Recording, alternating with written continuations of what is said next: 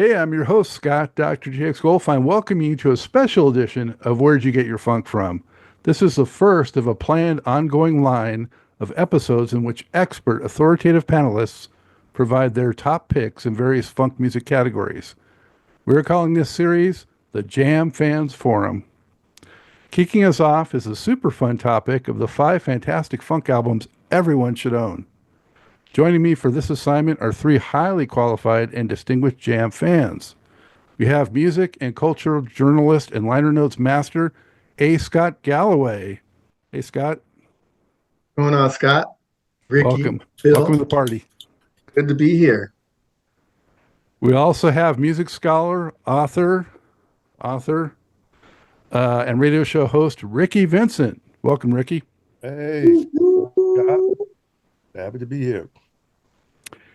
And last but not least, we have funk crusader, educator, and radio show host Phil Colley. Welcome, Phil. Hey, what's up, everybody? Glad to be here. So thank you to all of you very much for participating and especially for keeping the funk alive. To frame our discussion, here are some ground rules that we all have to adhere to, and so the audience knows what we're dealing with. Albums must contain a minimum of 3 funk tracks or 1/3 of the total playing time. As we know, a lot of records are not 100% funk. Picks are not shared ahead of time, so all of us are going to experience the reveals together. Everybody has to compile alternatives in case someone else names the same pick first. So hopefully we'll end up with 20 total picks for the audience. Also, no artist should be chosen more than once by each participant. Oh, That's a gotcha. Picks may be shared in random, unranked, or non-chronological order, so it's up to you. And picks may be more personal preference than historical context, so that's kind of a disclaimer right there. Before we begin sharing our picks, let's talk a little bit about the process. So, guys, I'll start off with Scott. How did you approach this task? What criteria did you use, and how difficult was it for you to narrow this down? Well, I went with your criteria, Scott, which was basically, it had to be an album that was mostly funk. You said more than 3 songs. And for me, I took that criteria even further and felt like it really needed to be about 80% of the album all the way through. There's a lot of bands and artists that had some seriously funky stuff, but the rest of the album was mid-tempos, ballads, their ad hoc gospel, inspirational song, whatever. I said, no, I want to keep it seriously funky. It wasn't that hard for me. I have dipped back, pretty far through the decades. So I think I have some fun stuff to share with everybody. Excellent. Look forward to it. Ricky, what about you? How hard was it for you to narrow it down, and what criteria did you use in your mind? well, I come at the funk a little more broadly inclusive, and so I'm good with mid-tempo tracks that are from the inspiration of the funk, because a lot of the great albums they open with a funk track, and you can tell the entire session is inspired by the funk track. So, it doesn't necessarily have to have 9 straight funk tracks afterward, but you can just tell if they're in it and on it. And sometimes, yeah, 3 is maybe what you're gonna get on some of those 70s albums, because they were determined to put the ballads in there, put what Scott said, that sort of imitation gospel alternative song, whatever it was. Uh, they were trying to be expansive, and so I always thought of them as, let's do the Sly Stone formula of going in many different directions on one album. But the sort of the guide was the funk. So I just dug in there, and I started to think in terms of eras. So I might bounce around from early 70s to early 80s, this and that and the other. It was like, well, this kind of represented that period. This kind of represented that period.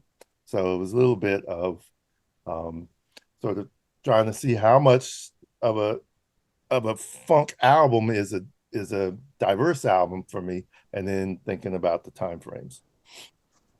Makes sense. And I think too, a lot of times they might have put some of the other stuff on there hoping that would be what would get them the radio play. But Phil, what did you go through to put yours together? And, what was the criteria for you? Uh, Man, I'm a lot like Rick in the fact that I never really put my funk in a box. It's what you feel, or it's what I feel. And a lot of my favorite funk albums are also a lot of my same albums with a lot of my favorite ballads on it. So I had to kind of figure out what that balance was going to be between, the funk and something smooth. In fact, Carl Doss, who a lot of us are familiar with, we coined the term, man, maybe 10 years ago now, that we call smooth but funky.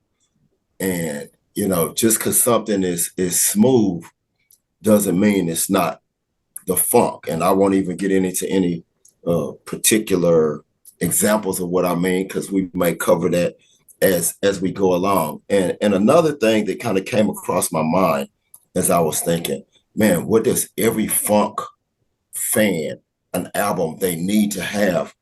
And somehow in the process of my thoughts, a lot of people's debut albums kind of kept coming across my mind, because you got some artists that made some great funk in certain eras, as Ricky said.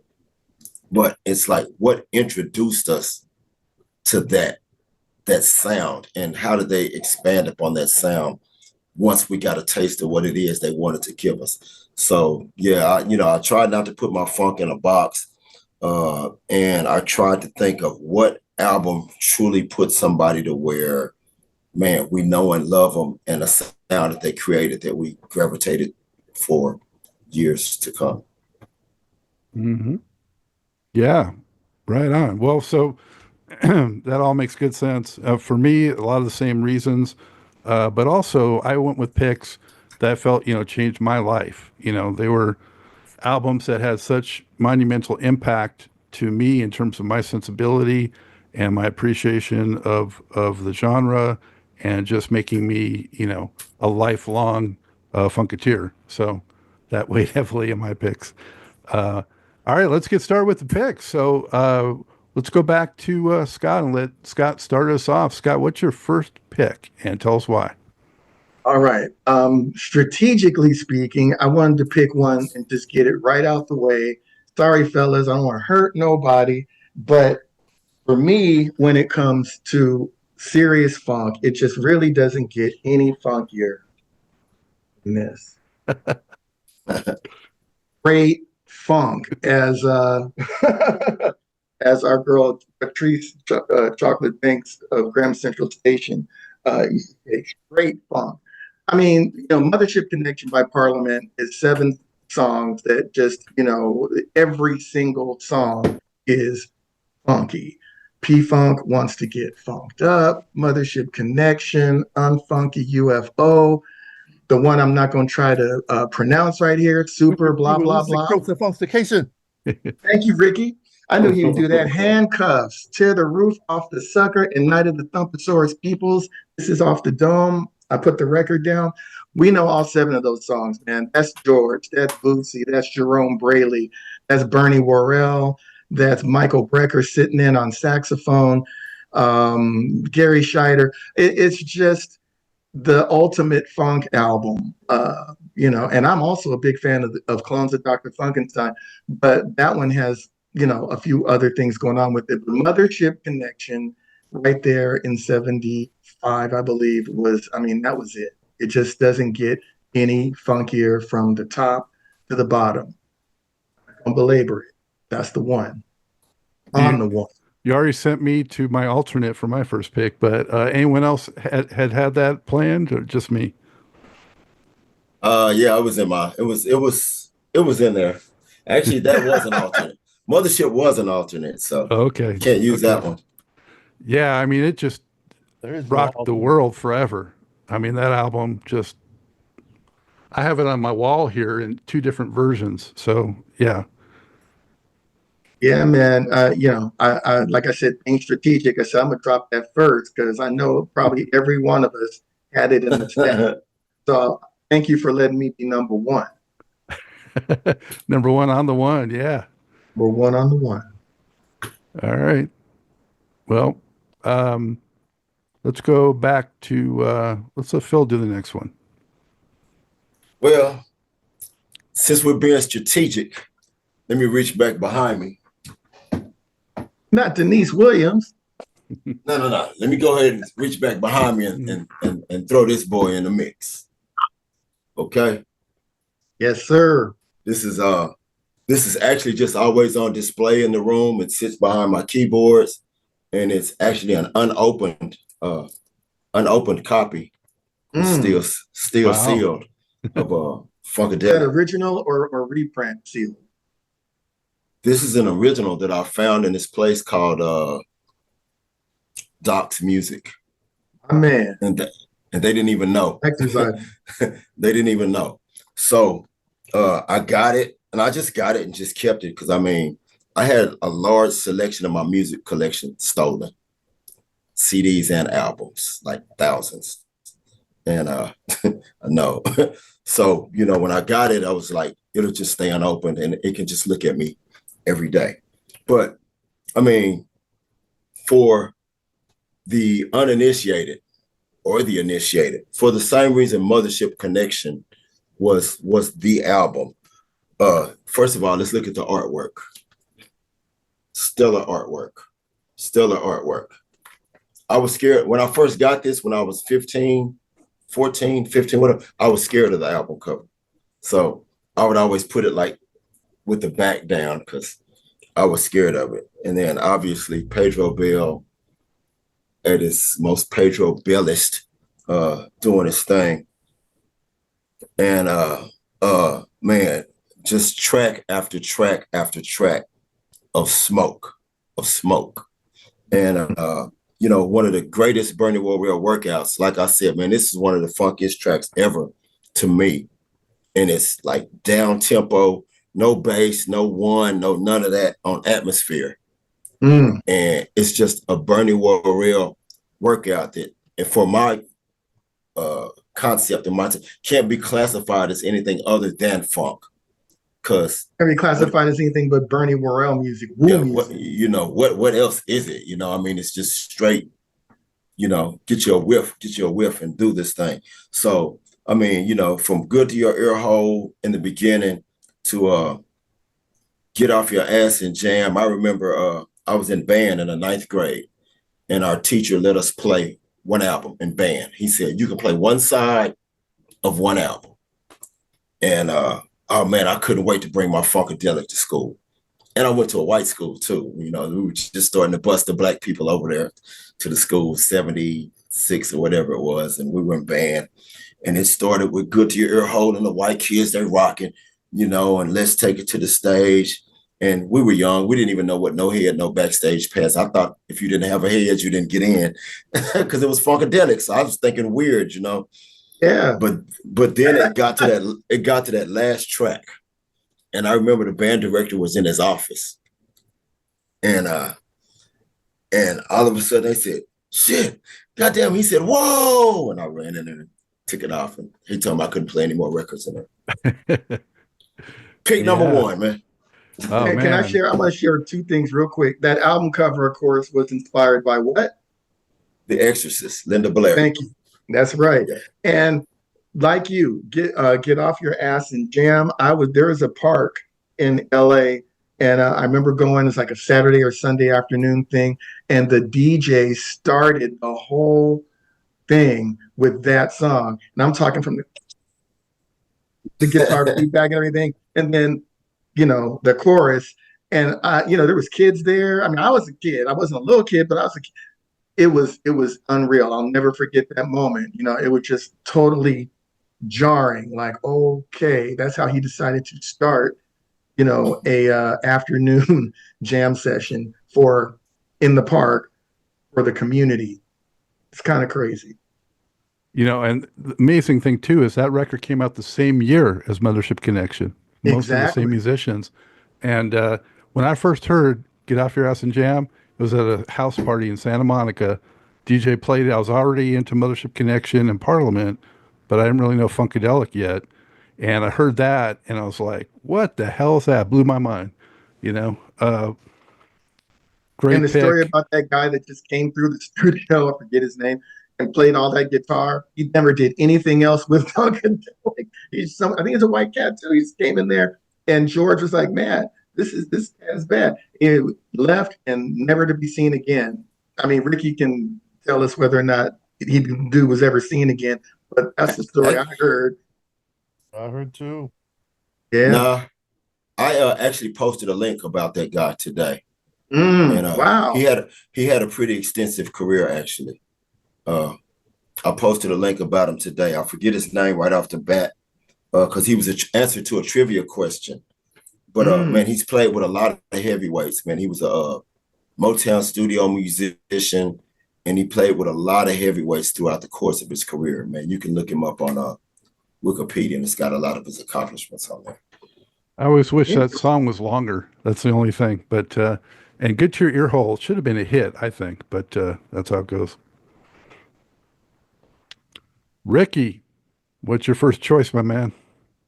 Ah, I got a lot of options all of a sudden.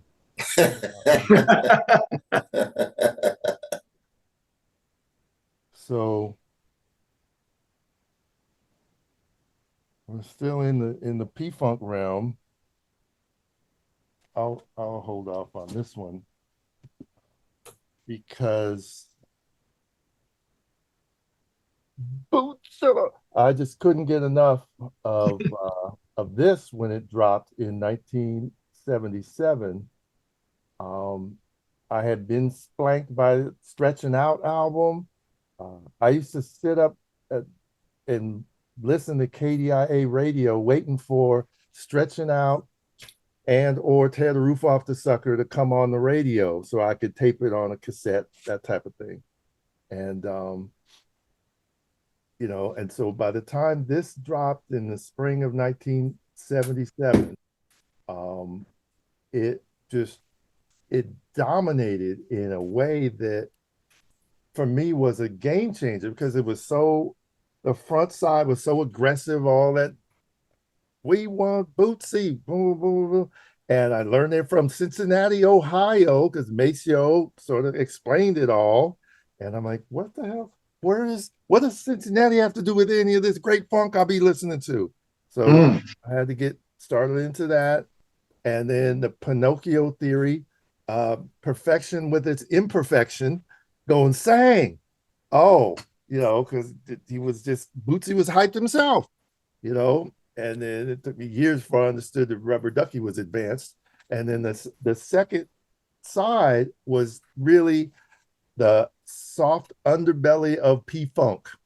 And I understood Bootsy was providing that. The other cats were running, they were the soldiers, running interference, letting everybody know, this is the mob. This is what you got to deal with. Boom, boom, boom. We're going to slap you around with these beats and knock you out. And then once you liquefied, then Bootsy will kind of take care of it. So, you know, it took me a long time just to get past Munch, not even get to Munchies. It was what's a telephone bill? I couldn't Mm. believe how funny that was. I couldn't believe how accurate trying to get some little game. Baby, let me get some game. Let me get some my rappability on. All of that, and then Bootsy doing liquefying the licks and everything. I was like, that's you're not allowed to do that. And so and then the advanced stuff comes. So this thing is beyond. Plus, it is eligible for your wall this direction and this direction. That's right. Right, you can have them both. And I was like, dang, I gotta buy two copies if I'm gonna put this on my wall just right. And so and it was one of those P Funk started to surprise you. You thought you had to have records, and then they would put out records you didn't know you had to have them, and Right. Right. they just kept running them at you. I was like, whoa. So and this sort of it advanced me to another level of sort of Bootzilla you can't even appreciation isn't the word, just sort of inhabiting, the Bootsy vibe. And I remember when 83, they were doing that tour that became the Beverly Theater show, so they were doing that tour. And so Atomic Dog was on that tour. And so I think Bernie was still in the band.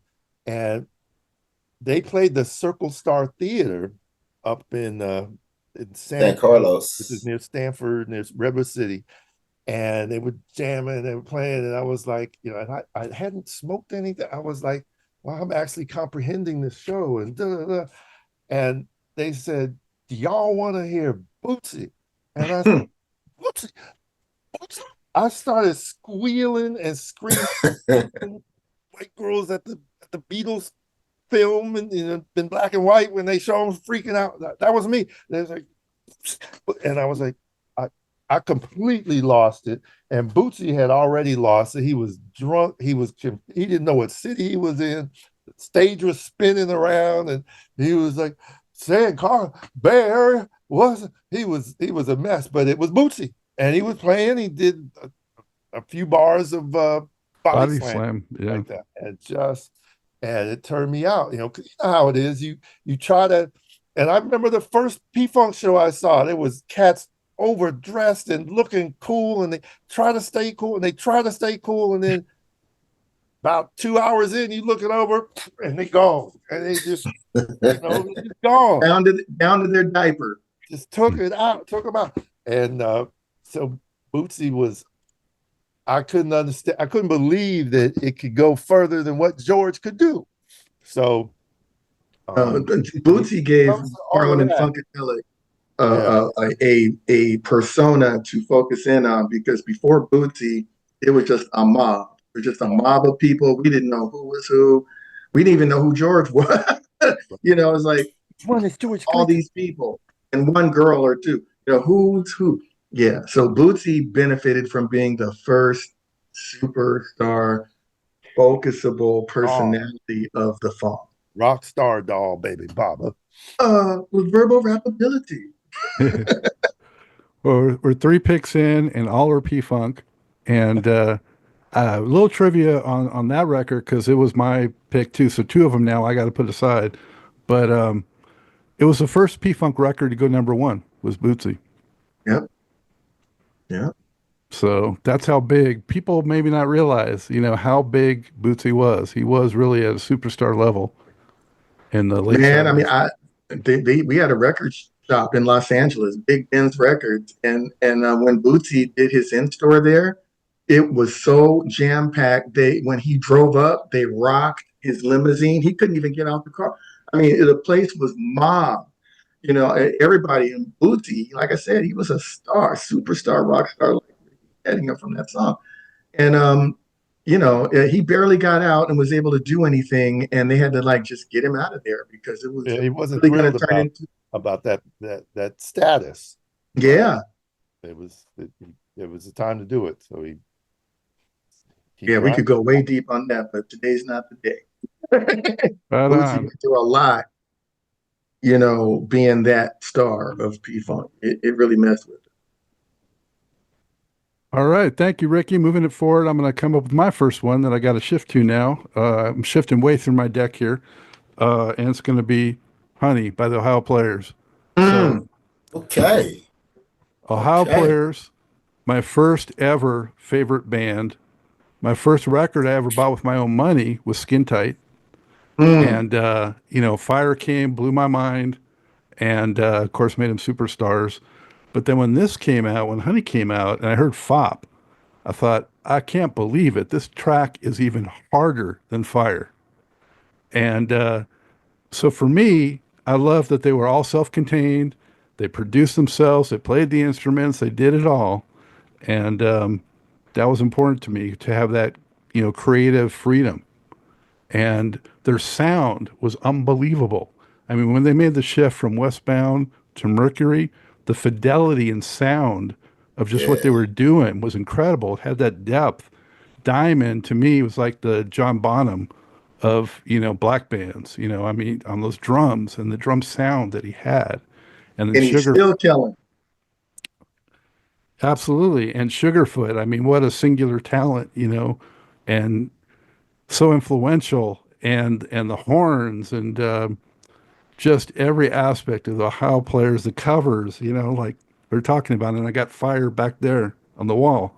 But believe it or not, I hate honey as a food, but I didn't care. But this is a record that had Love Roller Coaster, huge, a number one hit. Um, and, the ballads too. It took a while for Let's Do It to grow on me, but once it did, I was hooked. And they had a theme, Fire had a theme, Honey had a theme with Sweet Sticky Thing and the title track. And for me, I know I think I've heard Ricky say that Fire is his top one. But for me, I think they hit their zenith and peak. All of it was right where it needed to be on Honey. So that's my first pick. Give us that inside gatefold real quick. Come on. Miss Esther Cordette from Panama, baby. Love her. Yes, sir. Yeah. Playboy And Bunny. And of course, Playboy they had that controversy at that time that the Scream and Love Roller Coaster was her getting stabbed in the studio, and I thought, what a gimmick, and it helped push it really to Yes, number one. It was kind of like top five, and then yes, it you know, did. Yes, it did. I heard that not only with the stabbing thing, but I thought they said that this is really stupid. Ah, she died from all that honey. It clogged up her pores and she couldn't get any oxygen and she died. It's like, wow, man, people, this is the 70s. You ain't had no internet, no nothing. Well, Wait, stories could just, that kind of lore could linger for years. yeah, because you couldn't Google it right away and say, nah, that ain't what happened. Fake news. yeah. I'm out for All the right. players. I'm always down with the players. I remember Always my top research five for band. that record.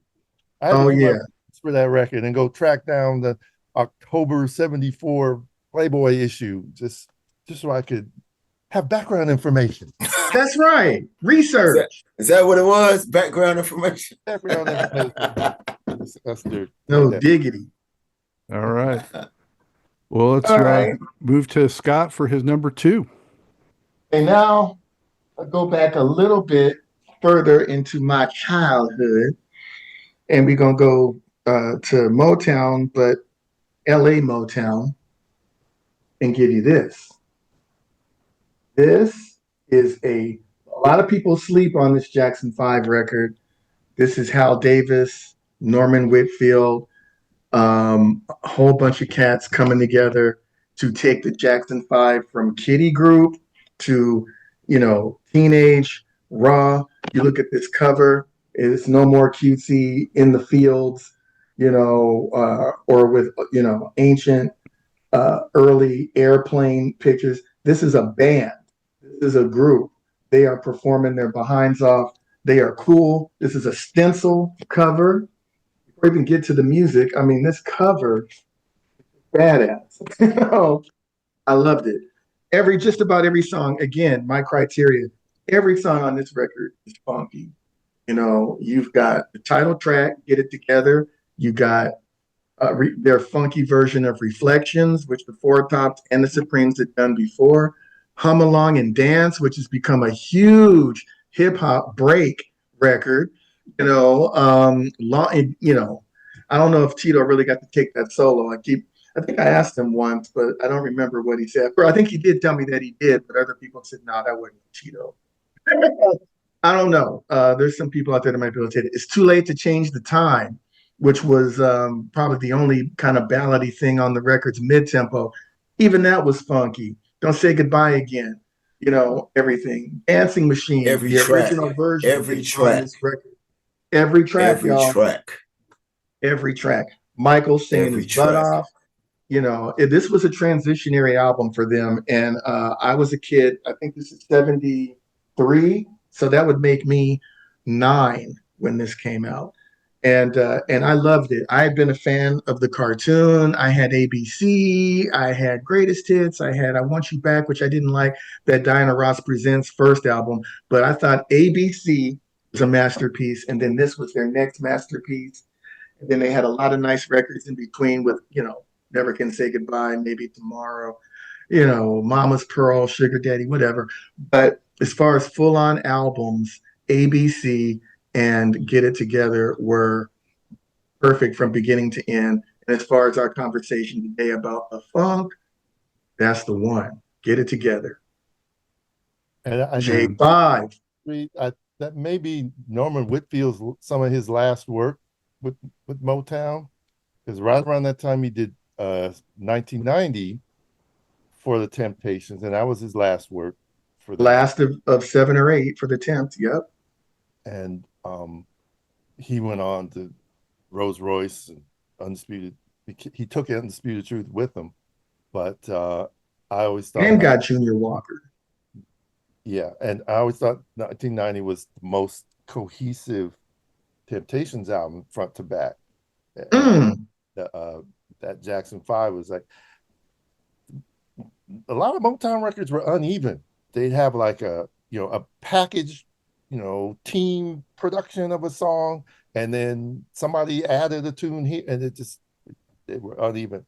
That one, like you said, was banging all the way through. And Norman was just, I think, getting to that point. Some of those early Temptations, Puzzle People, All Directions, I mean, they're everywhere. And some of it's cool, but we were lucky enough to get those CD compilations of psychedelic soul where they just put all the grooving stuff in one place. Right. Yeah. But Norman was heading there, and then he left the label. That's what I was thinking when. Well, yeah, Norman just had a little taste. He had 2 songs on here. Mama, I Got a Brand New Bag, Don't Say No. He wrote that by himself. That's one of the first things away from Barrett Strong. Not the first, but among the first. And then a cover of You Need Love Like I Do, which I think Gladys and the Temps did. And like I said, Hal Davis is the main producer. James Carmichael is involved in there with engineering and arranging and vocal arrangements and stuff. But yeah, it's really a Hal Davis thing. And like I said, I mean, just an incredible album. It was so incredible that the next album was called Dancing Machine. They just lifted, Dancing Machine was the last song on Get It Together, like the butt end, side 2, track 4 or 5. And then it became the title track of the next record. It just carried right on through. So that was a tremendous period for the J5. I remember seeing them on every TV show back then, and Michael doing the Dancing Machine, and to me, that was really put him on the map as being that guy, moving forward. Dancing. And they had their own show, that cartoon. They had the cartoon, and then later they had the variety show, summer variety show. And they popped up like Scott said on everything. They'd be on Donnie Marie, they'd be on Midnight Special, they'd be on Cher, Sonny and Cher, Hour. I mean, they were on everything. Right on. Okay, let's keep it moving. Thank you, Scott. Phil, what do you got for number 2? Real quickly, let me just say a couple of things. That was a great pick, Scott. Great pick. I played Too Late to Change the Time Monday night on my radio show. It's been in heavy rotation lately. Yes, sir. And you were trolling me about Denise Williams being on the wall right underneath. No troll. That's my girl. She's right underneath Watch Stacks. But she's Gary, Indiana. I can't show it to you, but they Get It Together covers on this other wall over here. So hey, see, we all yeah, when you pulled it out, I was like, oh, that's over there. But so drum roll on to number 2. I don't have it with me because that's one of them that's gone. But Wild and Peaceful, Cool in the Gang. 1973, once again, 1973 was a hell of an era for the funk. 73 was just for great music in general. Yes, sir. Yeah, Cool in the Gang, Wild and Peaceful. And I picked it because, Cool in the Gang, they'd already been out for a while, and they had some hits. But, man, Hollywood Swinging hit and everybody lost their minds when Hollywood Swinging hit. And, you know, you went out and bought the album, and as soon as you dropped the needle, because you remember how it was back then when you bought an album, you come home, you rush to the house, and you don't put it on whatever song was the hit. You just put it at the front of the album and let it play. And you come home and you drop the needle down, and the first thing you hear is that guitar riff, ding, ding, ding, ding, ding, ding, ding, ding, boom, boom, and they hit you with funky stuff right off the bat, and it's like, oh shit, this album's about to be banging. And what's crazy is you grooving on funky stuff, and it fades out, and then it fades back in with some more funky stuff. You know? So I'm like, oh shit, they hit us twice with this track, you know? And then the other radio hit comes on, and they backdoor you with Jungle Boogie right behind that, which was a monster radio hit. I know it was out here in Texas, man. Jungle Boogie was dominating the airways. So then they hit you with that. I mean, and all this is on one side, then all of a sudden, like we said, they mellow you out with Heaven at Once. Yeah. But just the whole way it starts out pulls you in. So you forget about you funking hard, you know, cool. What do we need to make things better in the world today? You know, that's a beautiful thought, brother. We need love. We need unity. So, you know, I'm 12, you know what, 73? I'm 12, maybe 11, depending on when it was released. Man, so it was released the same month I turned 12. What are you doing to make things better? Right? We're what do you say? We're scientists of scientists. We're scientists of sound. We're mathematically scientifically putting it down. Yeah. Mathematically putting it down. And so they get you hooked in that. And back then we were all into all types of music. So the instruments resonated with you. And then all of a sudden, yes, that would be Heaven at Once. And then all of a sudden, they jump right back into funk with Hollywood Swinging. I mean, they just jump right back. So it's like bop, bop, bop, bop. Okay, take a break. Bop, and they jump right back on you. And man, you know, this is like the Kool in the Gang. I ain't gonna be lie to you, man. That one side of that album banged so hard that it may have been a few months before I even listened to the other side of the album. That one side banged so hard that it's a few months went by, and I was like, hey, I'll flip it over and see what's on the other side. But you know, I mean, that was Kool in the Gang's calling card that made everybody love Kool in the Gang so much that when the JT era came out, a lot of people turned against them because they were just so enamored still by what they had heard in 1973 that we can't get with what y'all are doing. And it was only a mere 6 years later when Ladies Night came out, or whatever the name of that album was. See, whatever the name of that album was. Ladies Night. Ladies Night, yeah. I had just moved to the Bay. I had just moved to the Bay Area when Ladies Night came out, but we were still stuck on Wild and Peaceful, Kool in the Gang. That's my number 2, guys. Yeah, love it. Love that pick. Am I the only one, though, that thought at first that more funky stuff, the beginning was skipping?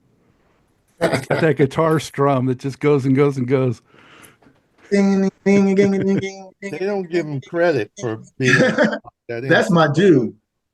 Yeah. Oh, yeah. Clady Smith, man, so underrated. So underrated. I felt so bad that I never reached out to interview him, and because I love his stuff. I really do. I mean, from funky stuff and Jungle Boogie, you know, I just saw a band try to play Jungle Boogie a couple of weeks ago. It wasn't making it, you know. Charles, man, you know, the whole band was the whole band underrated. You didn't think about him like you thought about Eddie Hazel or Blackbird or Johnny Graham and Al McKay or even Thomas McClary, whoever. Charles was just kind of Clady's, you know, I like to call him by that original name. He was bad, you know, to go from that to Summer Madness, giving you Wes Montgomery, you know, that dude was incredible. So I always take every opportunity to give Clady his props, man. May he rest in peace. I kick myself regularly for not finding the time to talk to that cat because he even wrote theory books. He wrote theory books about music. It was bad. How great of a time was it when pop radio was making hits out of Jungle Boogie and Hollywood Swingin', and you could get the serious hard funk on airwaves everywhere? Yep, Yep. yep. It was a great time. There's a Yes, story sir. behind that Jungle Boogie. Most of you guys probably know because Manu Dibango from Cameroon had done So Makossa, and that was an international hit in 1972. And Yep. band sat down and said, we're going to have to do, somebody was telling them do a cover of that. And I said, no, but we'll do our own Jungle Boogie. And they did all those songs on side A in the same session because they had reached that point. Yeah, and that's the other important thing. There's 5 albums before Wild and Peaceful. And so, 2 so-called live records and 3 studio records. And by that 6th album, they just really had gotten themselves, I think it was definitely time for a hit. It's like we got to have a real serious national hit now. They had regional hits. They had some good stuff on those records. Wild and Peaceful blew them up. Yeah. Yes, it did. Knew what to do and how to do it. Yeah. Right. Good choice, Phil. Let's keep going. Ricky, what's your second one? I stopped thinking about that. I was just grooving on everybody. Let me cross people up here, but because Scott is like the master of the soul funk stuff, so I'm gonna catch him ahead of time and do this one. Damn, are we still in 73? Still in Three 73. picks in a row? Still in 73. Because 3 picks in a row. people reaching that achievement point, coming out of the 60s, they want to do it they want to master it. And so this is like the first contemporary album in our house when we were little. And I remember record player was broken. I just kept looking at it. What is this? What is this about? And then eventually I started to play it. I didn't understand what too high. What is the high? What is it? I wasn't a Sly Stone aficionado at the time. I didn't know what that high was. That was different. Intervisions, I was like, whoa, this is slowed down. And then boom, Living for the City was thunderous, heavy concept. And then that little skit in the middle where dude gets arrested in 30 seconds. Like, dang, I know that feeling. I know that. Get in a cell. I know that. Get in a cell. That was just like, get in that cell. Get in the cell and N-word. Get in a cell. It was so vivid. It was so realistic. And then it sort of gets more chaotic. And Stevie's got a sore throat and he's singing in a different way. And I couldn't, it was epic. And it stayed epic for many years. Spike Lee put it in one of his movies, I think it was Jungle Fever, just because it was still epic at that time. And then Golden Lady was in there. And so it was soft and rough and rugged all at once. It was Stevie. It was magnificent. But side 2 had just as much going on. Higher Ground stands alone as one of the greats that he's ever done. Jesus, Children of America was just one of those heavy songs. It becomes a funk song because of all that synthesizer work that the 2 guys that he was working with in Electric Ladyland was making that. Cecil and Bob Robert Margolyes and- yeah. And then Malcolm Cecil. Yes. that was in there, and then I'm very fluent in Spanish. Coming, like I'm so about that because I've never heard him sing anything else in Spanish in 50 years. So I don't know if that was just his rap game. Or I heard somebody tell me that speak Spanish. They were like, "Man, what is he saying? Because that ain't Spanish." he just gave Detroit Spanish. like, Like, oh, English. all these years, I thought. Saginaw Spanish. I rock and I ran. He was really worldly up in there. And so that was the way he did all that. So and it was deep. And Stevie put a Latin flavor on almost every album back in that time. Whether it was Boogie on Reggae Woman, it was Another Star. He just was very inclusive in that way. And then Mr. Know It All, go back and listen to that right now, because that is Mm, the clown that is in charge right now, and mm. the head of the game. He really was. And the tone of it, and Larry Graham is similar. It's like, because Larry's bass is so prominent, any song he does becomes a funk song, because it's on top of Old Smoky. Oh, funk. And everything Stevie does with those synthesizer mid-range bass things, it becomes a mid-range funk jam. So to me, this thing flows, and it's a masterpiece, and you can't run from the funk that's on it. And so, boom. My number one Stevie album. Great pick, Rick. My number one Yeah. too for Stevie. Yeah, don't sleep on that funk. Yeah, Two Highs, jazz funk, living for the city, bluesy funk, higher ground, spiritual funk. Don't you worry about a thing, Latin funk, and All of it. Mr. Know It All is just its own thing, kind of gospely, The only spiritually, Stevie can do type of thing. And and one even of the Even that, longest, slowest fades of all time. I mean, I you just listen to that groove. I love his I'm sorry. drums, his drum playing on that album too. I mean, like Yeah, his yeah. drumming on "Living for the City," man. Yeah. You know who else loves his drumming? Marcus Miller.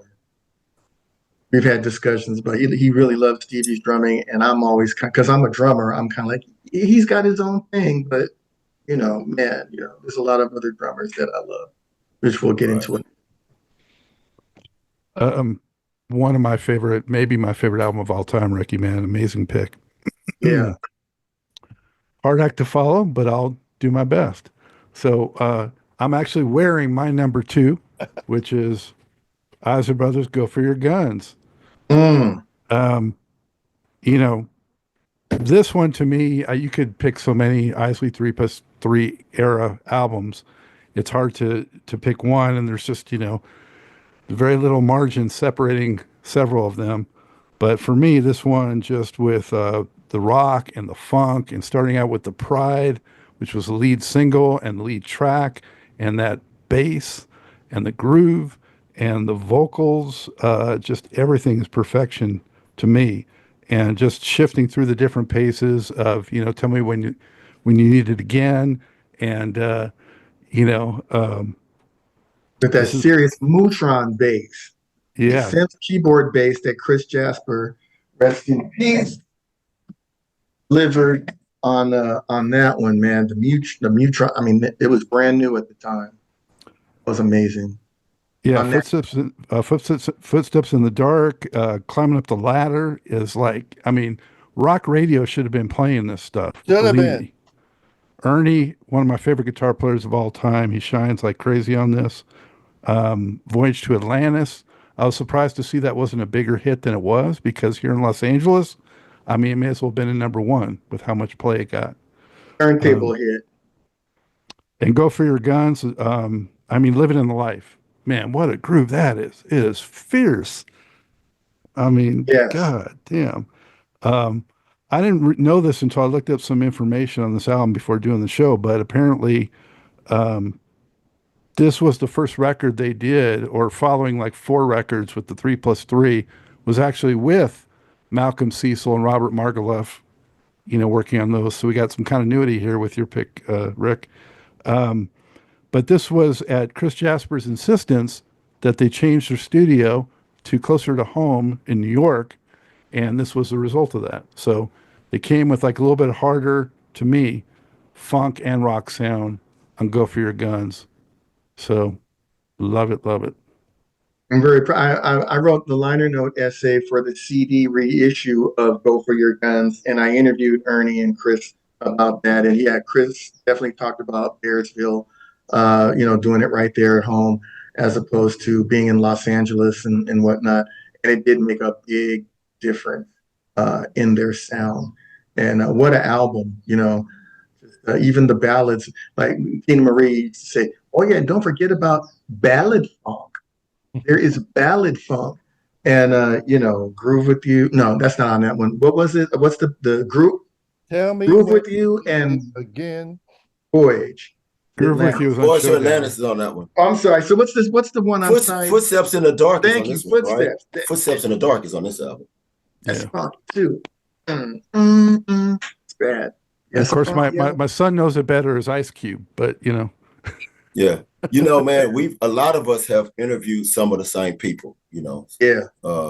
And when I interviewed Chris Jasper, that was such a revelation on the Ozzy Brothers sound to me. Yes. I mean, that probably was, I'm going to say it was one of my favorite interviews, but it was probably definitely one of my most eye-opening interviews as far as the sound of a band. Because if you go back through and listen to the stuff that the Ozzy Brothers did after the split up, and you listen to stuff that Chris continued to do up until his passing, and it was like, oh yeah, this was the Ozzy Brothers sound.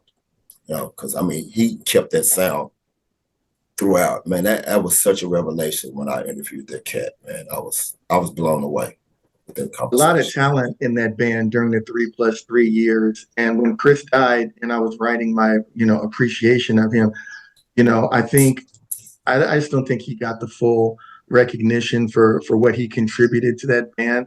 And I mean, seriously, I mean, I kind of daydream about what it would have been like if they could have really had Ronald and Chris doing different lead vocals and things, with it not always being, Ronald. No offense to Ronald, but I mean, oh my goodness. And you've got Ernie and all the things that he could do, and which we really found out about on the High Wire album. High Wire, Under the Radar greatness. Oh, that's a great. Yes.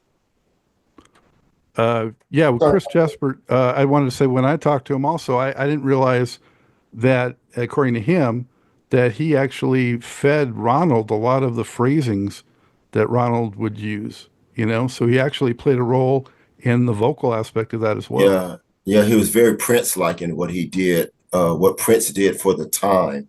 He was very Prince-like in doing that for Ron and the Isleys. As like he said, we all know this. He said this, and he would go in, he would do the track from front to back, and then bring Ron in and say, "Okay, here it is, do your thing."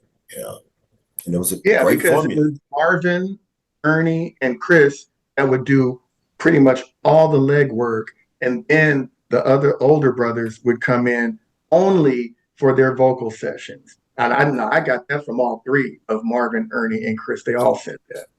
Right. And as the 80s wore on, the formulaic industry standard was like they weren't interested in a song that featured a different lead vocalist. They weren't interested in, give us some variety, give us a different, tune. Give us a song about your grandmother's fried chicken. Nope. Give us 6 love ballads and everybody gets paid. Mm. All right. Well, before I get depressed about that, let's keep it rolling and move on to Scott's number 3 pick. We're gonna move to the blaxploitation side of town. Come on, y'all. Come on. Come on, man. Little Child Running Wild, Pusher Man, Freddy's Dead, Chase Theme, Give Me Your Love, Ballad Funk. Eddie, You Should Know Better, Cocaine Song. I got my own. What's that song called? No Thing on Me. Man Can't Put No Thing on Me. And the title track, Superfly.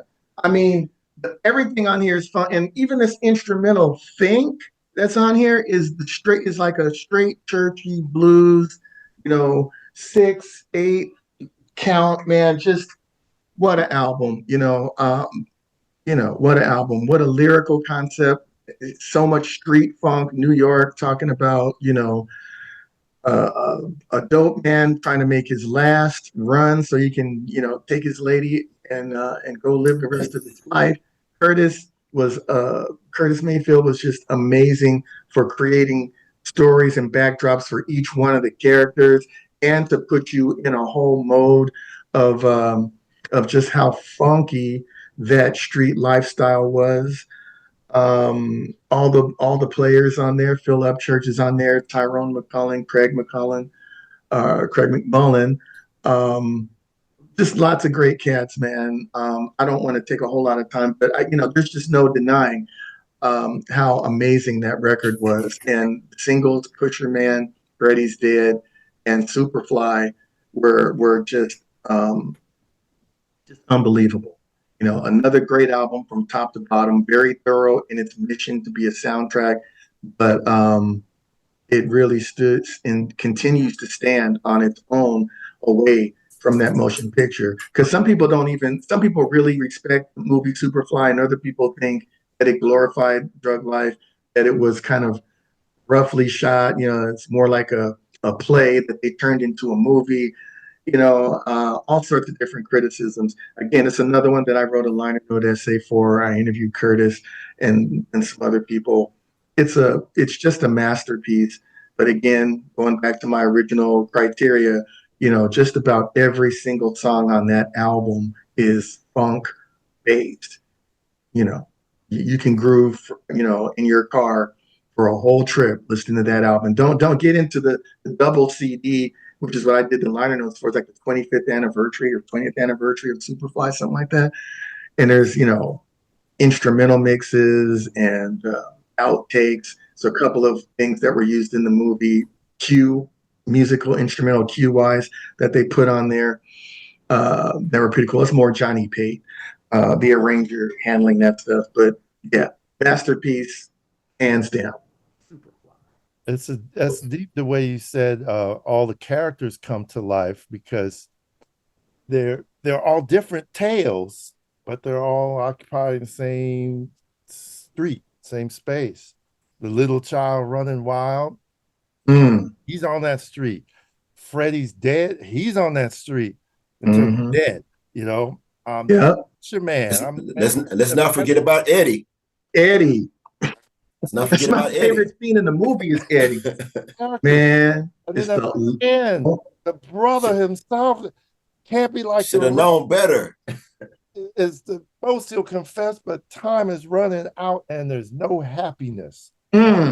Always fucking. And Give Me Your Love, that's the girl song. That's Sheila Frazier's song.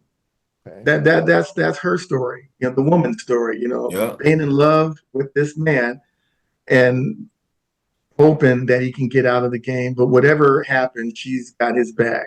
She has got his back no matter what happens. Curtis, man, just a genius, masterful. And that soundtrack set him on a wave of other soundtracks we all know: Short Eyes, Claudine, Let's Do It Again. Miss him. God bless Curtis Mayfield. Yes, sir. Yes, sir. Like orchestral funk, kind of sophisticated funk. Yeah, that's why you can't forget Johnny Pate, who arranged the horns and strings and all of that stuff behind it. He's still with us. I think that brother's 100 for real, and Wow. in Las Vegas, he's living out there. Wow, nice cat.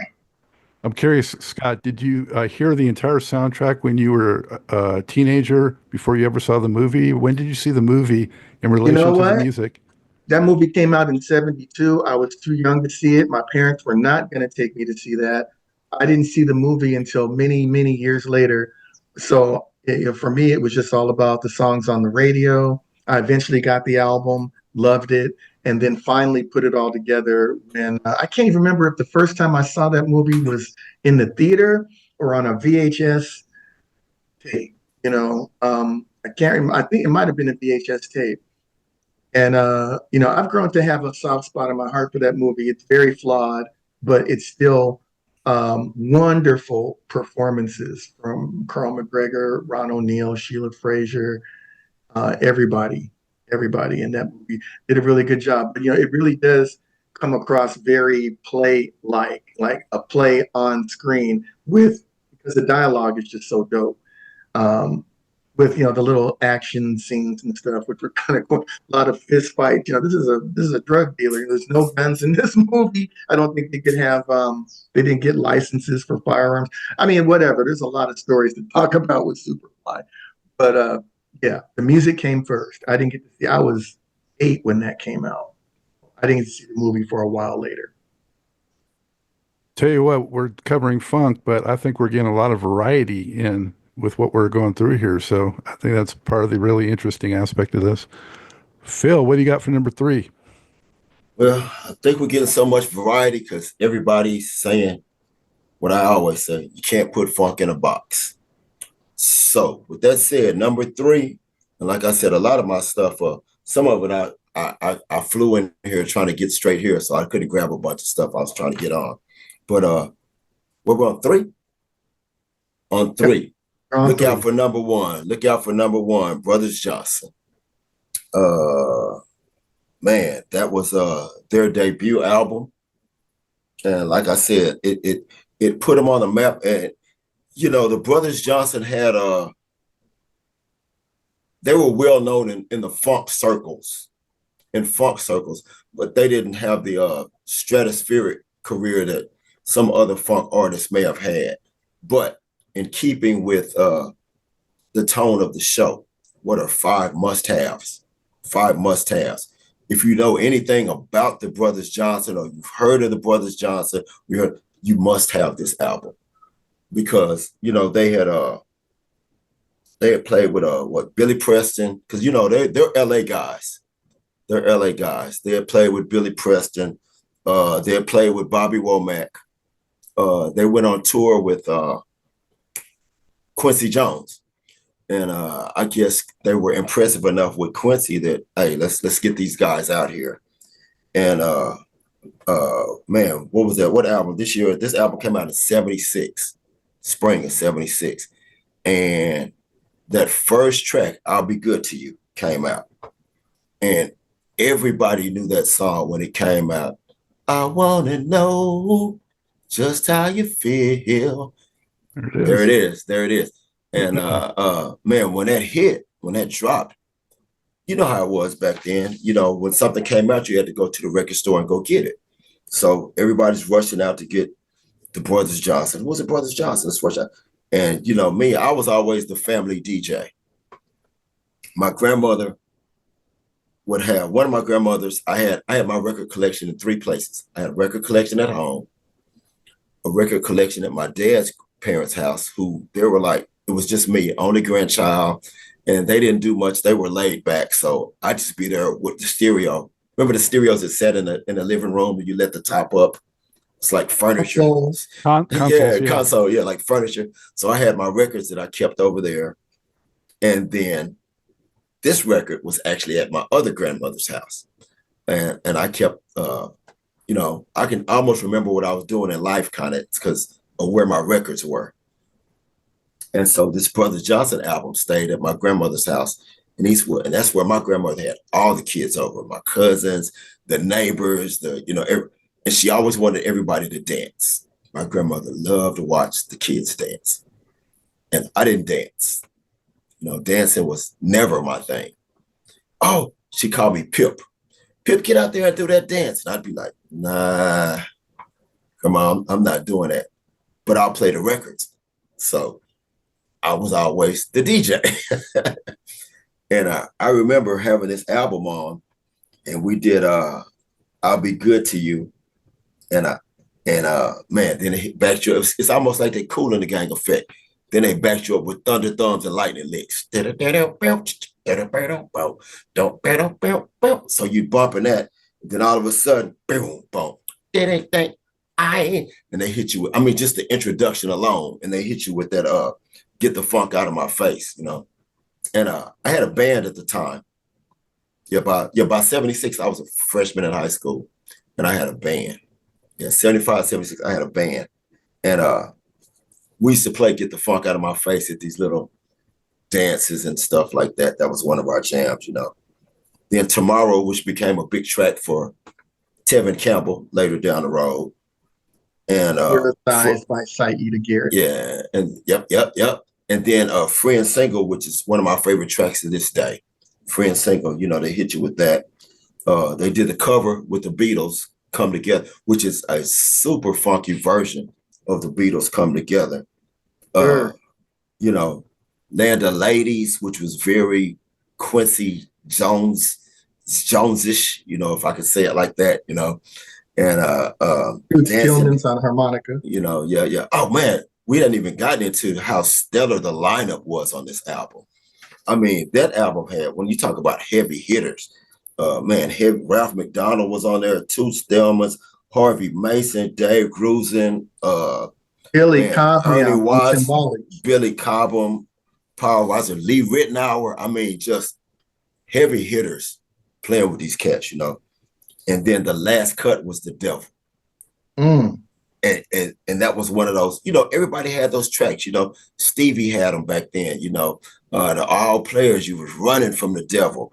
Marvin Gaye had them, you know, and the Brothers Johnson, you know the devil. So, hey man, y'all been partying, but at the end of this album, must still make you think about what you're doing with your life. And the funk was like that back then. You know, it was like now it's all bets off, or we don't want to promote certain things because we don't want this image. But and you know, people say, well, how can you do this and do that? Easy, because we're all a bunch of different personalities. You know, none of us are the same person 24/7. So, you know, at the end of the album, they hit you with that song. And I know I was in high school doing some shit I didn't have any business doing, some stuff I didn't have any business doing.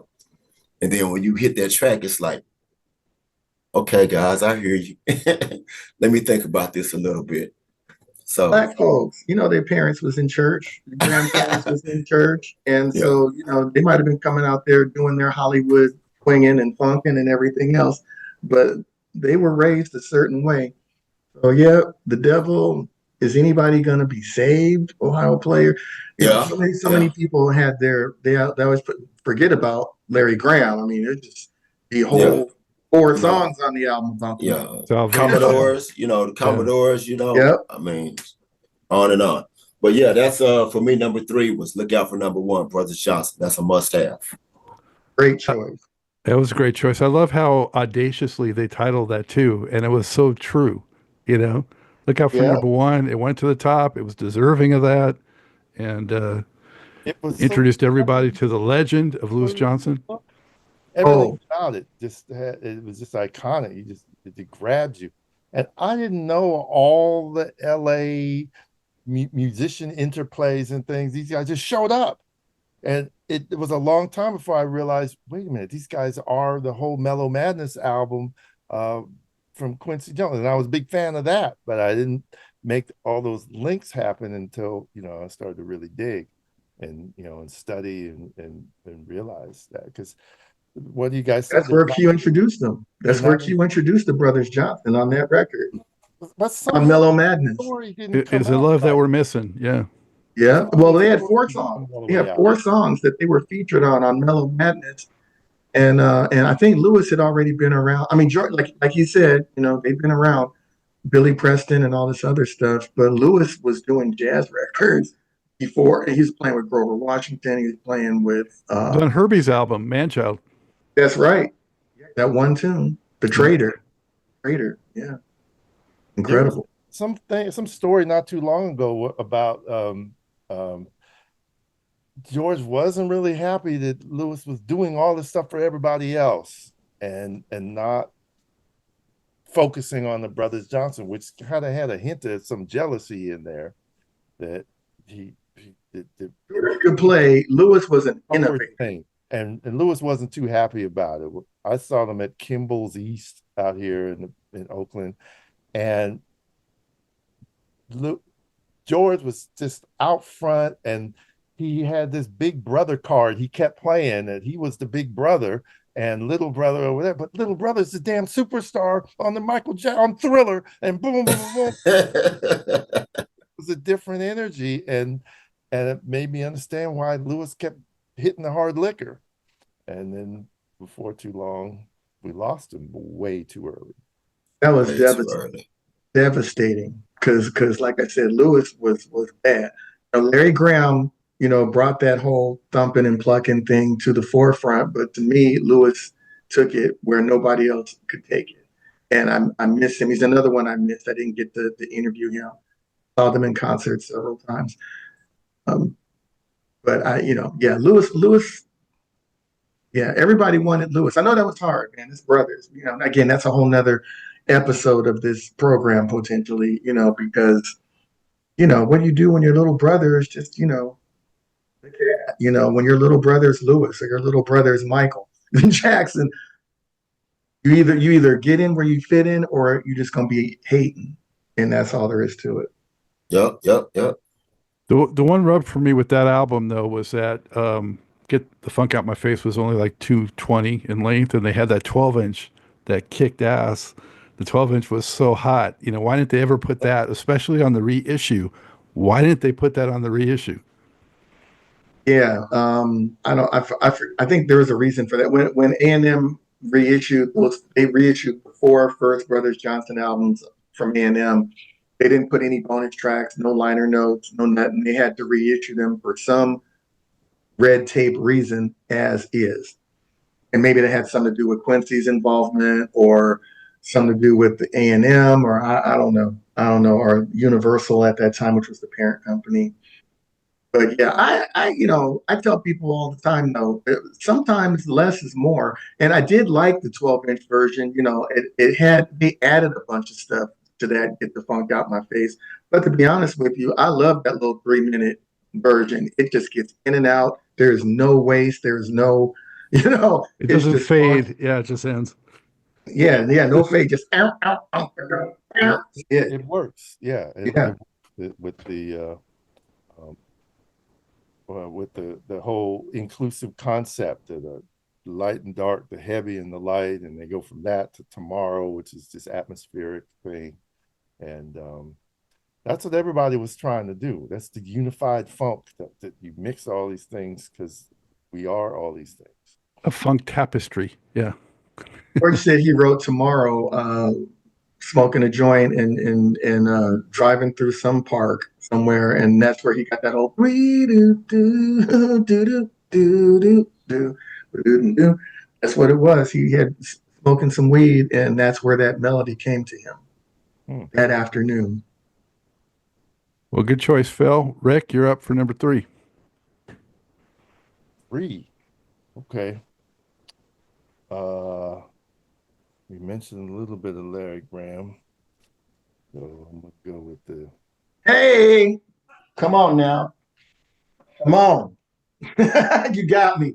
thing right here. Come on. Everything about it. On the way out, on the way in, the single #1 pop song, Everyday People.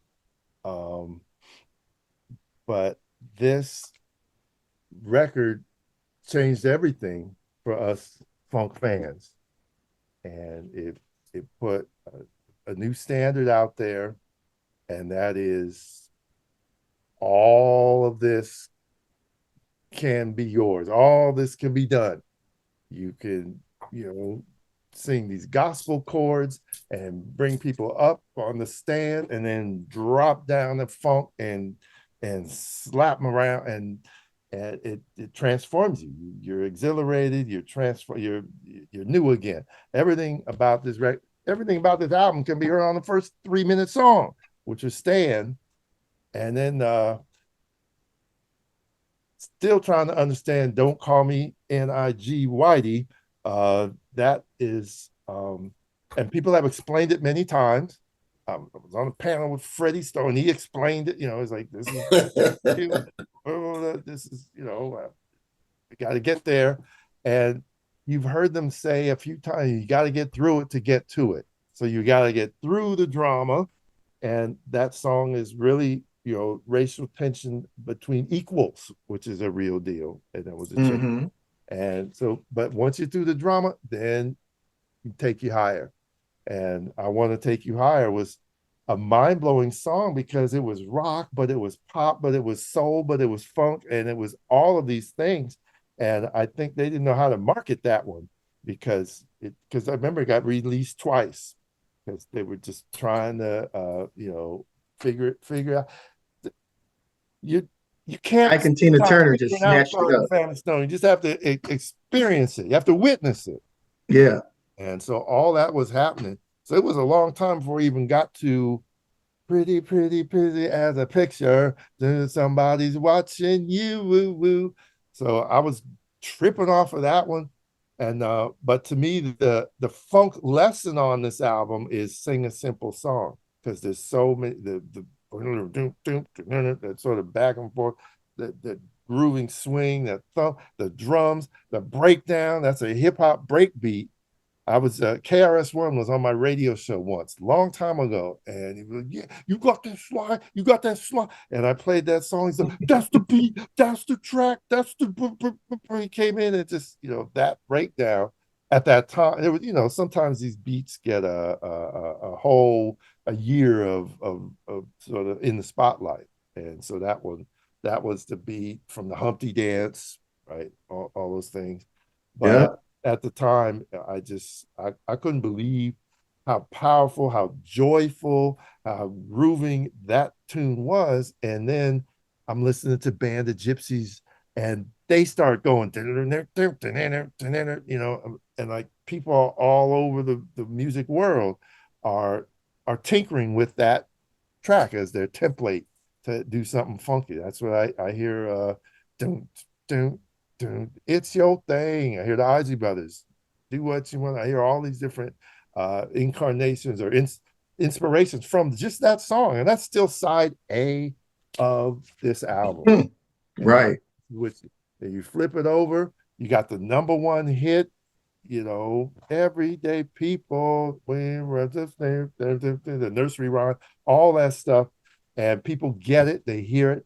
And back in this is 69, so in the 60s, a lot of folks understood that the audience wanted to space out. They wanted a long jam, they wanted an album side. Jimi Hendrix on Electric Ladyland isn't Voodoo Child. Slight Return, the whole side of side three of that thing, and everybody was kind of Rainy day. letting you know how far they could go with it, and so Sex Machine went that far. Mm. 13 minutes and 45 seconds of dun, dun, dun, dun, dun. This is before James used that term. He was using dun, dun, and that was all. By then you're already gone. And then at the end they have the little "you can make it if you try." There's all this, everything about Sly and the Family Stone in that song. That was almost extra. So it was a game changer. I have to admit, I came into it kind of late because I didn't know where all this great funk came from. I came in the middle, maybe 74, 75. I had heard cuts here and there, and of course, funky stuff and Jungle Boogie and things like that. Was thinking about albums, but this is your Lucy, your missing link to the species that creates what we all know and love. Yeah. That was the second wave. And just like the Stylistics first album or whatever, that album, which I think was the fourth album by Sly and the Family Stone, is the greatest hits unto itself. Like every song on that album is a hit, and I think they all ended up, except for Sex Machine and maybe one other one. Somebody's Watching You, on the Sly and the Family Stone's greatest hits album that came shortly after. Mm-hmm. It's a masterpiece, and that's why I had it in my stack too. I mean, it's just every single song is funky and in different ways, but all classic. Every song on that album. And I think a lot of the albums that we've shown that have this diversity I think they were all using the Sly Stone formula. They were like, let's do it. Well, how would I mean, maybe not consciously, how would Sly approach it? But it's like, oh, we have, two of these bangers, so let's do a chill out, and then let's do a trippy one, and let's do a spiritual one, and boom, boom, boom, boom, boom. And when I hear those Stevie albums mixing the styles, but it's still one unified thing, I'm like, that's the Sly Stone school. And Yeah. I think the only thing Sly missed out on was a love song. He wasn't crooning. He didn't have any Ronald Isley, Lionel Richie. He didn't have crooning love songs that I can think of off the top of my head. He's more of a messenger. Funk Case and Ross Surratt. No, it didn't really do it. that's a cover too. Yeah, this record was a template for sure. Yeah. Man, um, I just wish there was a longer version somewhere of the end of Stand. Man, I love Woo! that. Yeah, they rocked it when they hit that, man. I was some of these albums, I don't even know how I wound up with them. I remember I had that album when I want to say I just left LA and moved back to Texas, maybe fourth or fifth grade, and used to play that album every day, man, every day, Sly. And you know, I was a little baby funketeer, man, 10, 11 years old or whatever, and knew every word to every song on that album, man. Just played it so much. Yeah, my introduction, I mean, my mom loved Everyday People, but real quick, I mean, my Sing a Simple Song, like Ricky said, that was so funky. I mean, I was 5 or something when it came out, and I love that song, and then Shy Lights ripped off that intro for Give More Power to the People, that whole like, erupting kind of thing, sing a simple song, guys and girls funking out together. It was just, that song blew my little mind, man. 5 years old. I love that. That was my real introduction. Mom could have Everyday People later on. Well, yeah, on the same record, but Sing a Simple Song. I wonder if they were on the same 45. I'll have to look because maybe that's how I discovered it. One was the A side, one was the B side. Maybe not. I can't remember. I'm getting old.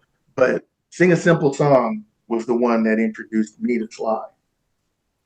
Yeah, I think people need to put it in context of how far ahead of the curve and ahead of the time Sly was with this, because I didn't hear songs like Sing a Simple Song until, like Ricky was saying, maybe like 73, 74, when I was already into other funk. And then to hear that and think, okay, that's jamming. And then find out that it's from 69 is just unbelievable. And because I at that time, 5 years seemed like an eternity when you're young. Like some 5 years ago, well, oh, that's old, man. Like I would hear some of the earlier James Brown stuff and think, wow, that sounds dated. But Sly, no, that was ahead of its time. So So, all right, great pick, Ricky. Thank you, man. Great pick, great pick. yes. All right, I'm going to wrap up our third picks with drum roll, Slave. And the Right. one I got is Stone Jam, 1980. Mm. To me, it was hard to kind of, pick between some of them because several of them are right up there for me. But this is the one, to me, that the whole thing coalesced. They had all the key players. They had Steve Arrington doing his thing. They had Starlene Young coming in there doing her thing. They had Stevie Washington, mastering that along with Jimmy Douglas on production, and Mark Adams doing his thing through the whole damn thing.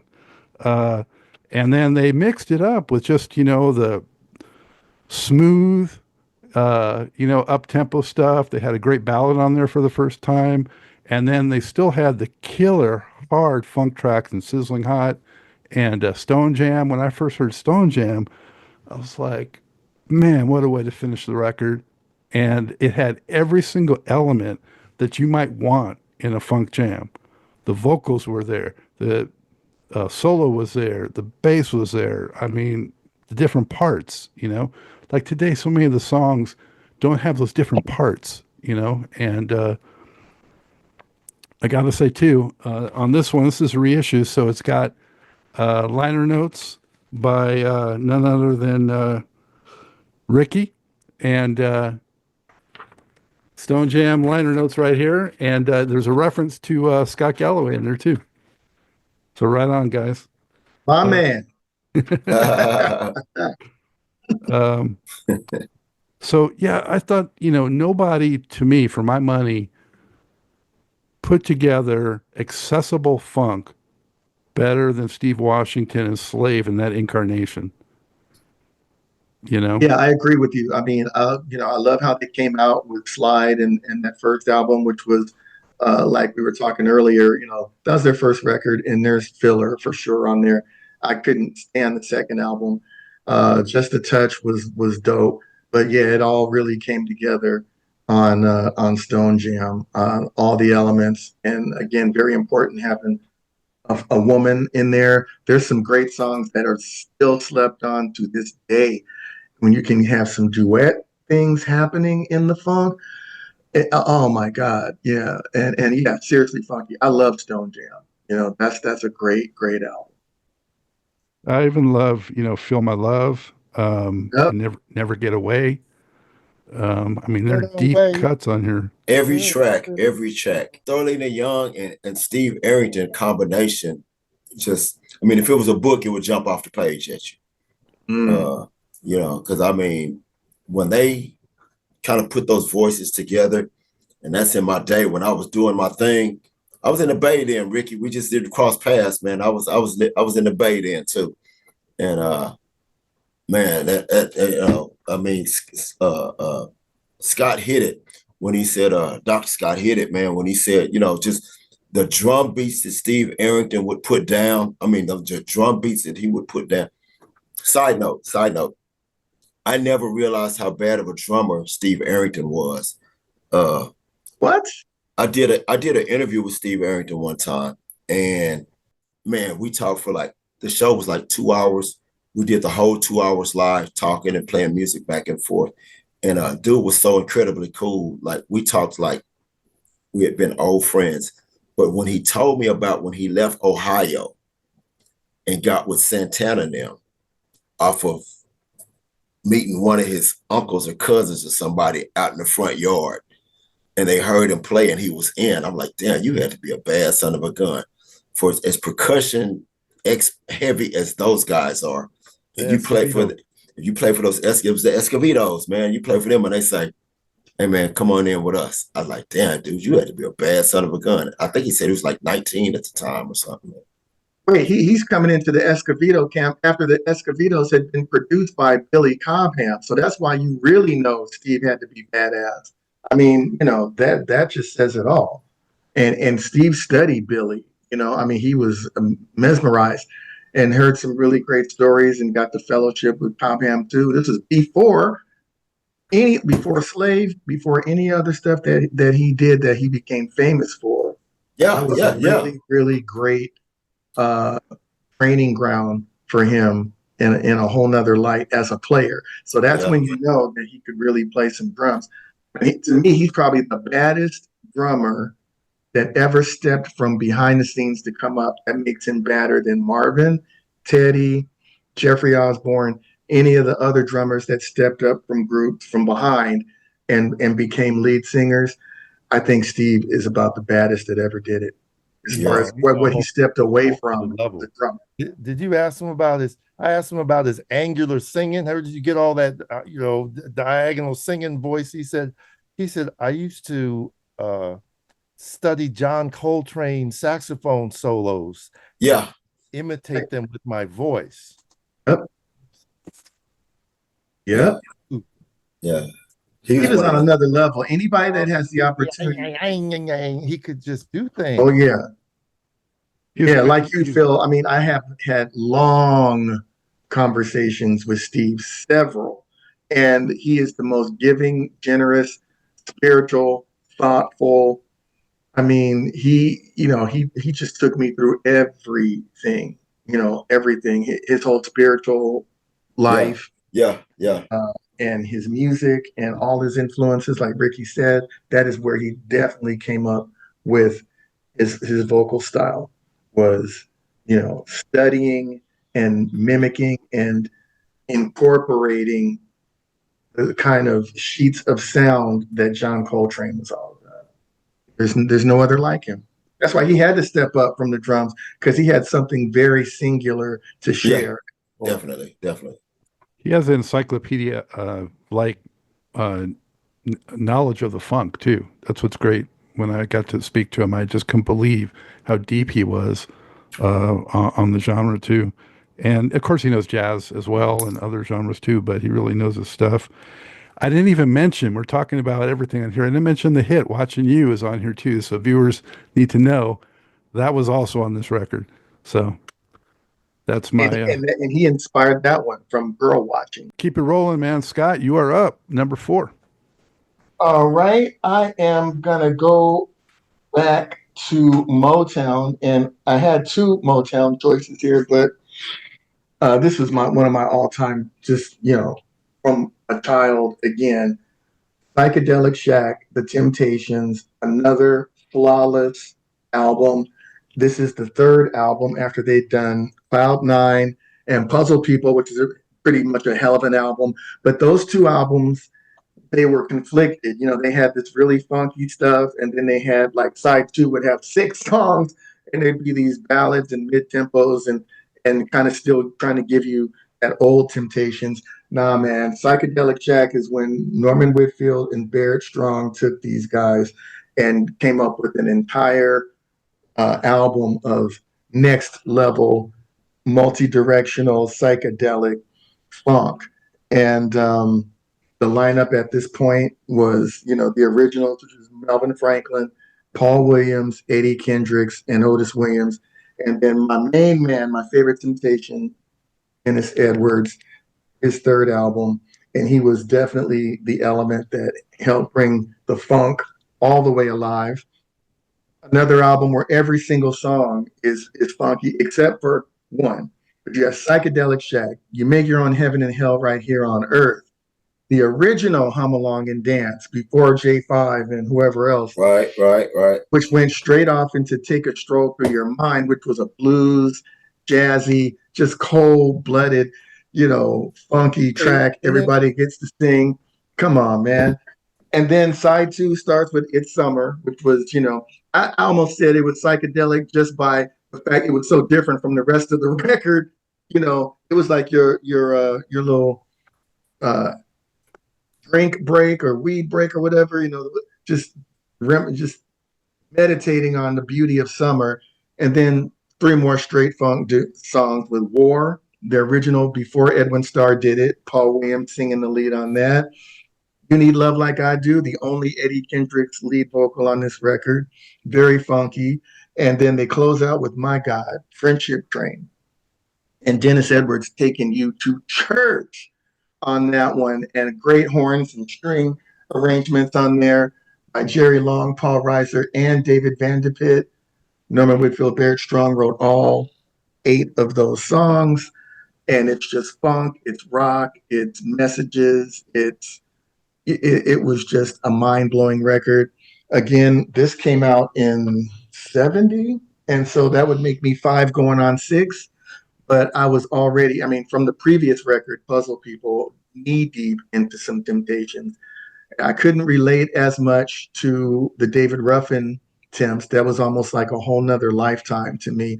But as soon as Dennis Edwards stepped in and Norman Whitfield, Barrett Strong took over, they had me.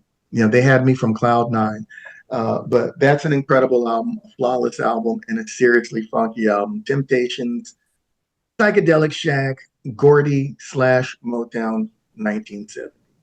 And sometimes I like to throw Ball of Confusion off in there. That ended up coming a little later. It was on their Greatest Hits Volume 2, but it's to me a part of that 1970 year for the Temptations. Throw that in there. Why didn't that make it on the album? Was there something? It wasn't done yet because they had done it first. Norman Whitfield and Barrett Strong had done it originally for The Undisputed Truth in like a 12-minute version. Temptations got the radio hit version. And so it was just kind of the opposite. The Undisputed Truth got the hit radio version of Smiling Faces sometimes, whereas Attempts got the 12-minute stretched out, version. Temptations, Lord have mercy. Great record, Psychedelic Shack. Norman Whitfield never got his flowers for doing what he did. You can say, well, it wasn't as dirty as the Funkadelic, but it was magnificent in what it was, and he never really. I personally feel like he got so much shade in the building that he never really was comfortable doing an interview in depth about his how he worked those psychedelic tones and all that stuff, because we know about Stevie and the synthesizers and the Margalef and Cecil and all that, but it's still, Scott, you may know more about how a lot of that stuff happened. Yeah, that's coming. I was one of the few very rare blessed people to get to interview Norman Whitfield and Barrett Strong separately and in depth. And so that is something very soon that I am going to with the world. Norman was something else, and the only reason I got to interview him was because he needed to be interviewed for a bio that because of some court things that he was going through. He needed somebody to write something that let people know who he was, what his contribution was, his whole vibe and his history. So yeah, that whole psychedelic thing, and he was, I think there was in Questlove with this whole stuff about Sly, there was kind of a battle going on between Whitfield and Sly, and who stole what from who. Said that Norman Whitfield put that bouncing the vocals around the Sly and the Family Stone. He did the same thing with the Temps, but I also heard instrumental things that Norman Whitfield and the Funk Brothers did in Detroit that Sly ended up incorporating later on. Particularly, there's a riot going on. So, I think that those two were really listening to each other, and there was a riot going on between the two of them. More to be said later. Looking forward to that. Yeah. Cool. But yeah, talk about an enigma. I mean, Norman Whitfield, man, a genius enigma, for sure. Scott, did you remember Joe Pep Harris from That's Undisputed? my man. That's my dude. He's back in the circuit. Right before the pandemic, they did an album. And Yeah, they did. It was really good too. Yeah, it was. Gave some Whole new insight. version of Undisputed Truth. Yeah, him and two young ladies. Well, not, just two ladies from his era. I don't think there was anybody else. It was just those three. Yeah. Pep and the two ladies. I can't remember their names right now, but very good. Things to say about rolling with Norman Whitfield and, in a convertible and Hollywood. There you go. Going to David Bowie show or something like that. But you interviewed Pep? Yeah.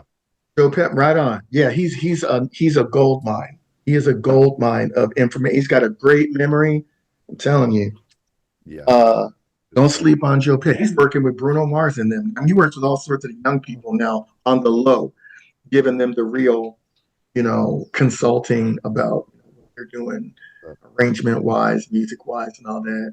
Joe Pep Harris, incredible. Right on. All right. Good pick, Scott. Thank you for that one. Phil, you're up, man. Number 4. Dang. Back to me. Well, I'm glad I was gonna change up what I was gonna say, but I'm gonna keep it, and I'll be the first one to repeat an artist. And my pick for number 4 is actually another Slave album. And it's The Concept. Yeah. And the reason I chose The Concept is, like I said, a lot of thought that I put into this was what put a group like on the map or gave them that sound that we really, what started them on that path that we know and love that made them our guys. Because Slave is in my top 5 bands all times, but not because of those first 2 albums. That first album, I can get into the hardness of the world. I just never really, I'm like you, Scott. I never really felt the hardness of the world. They guys. rushed it. Sorry, guys. Yeah, yeah. But The Concept, I remember I was working at Six Flags, 16 years old. And, back then we would buy stuff without hearing it. Because when I got The Concept, it had no radio play. Hell, I don't even remember that album getting radio play, to be honest with you, back in Fort Worth, Texas, back then in Dallas, Fort Worth area. But I knew I liked Slave. And okay, I didn't like Hardness of the World that much, but it's Slave. I liked the first one. I'm going to get this one.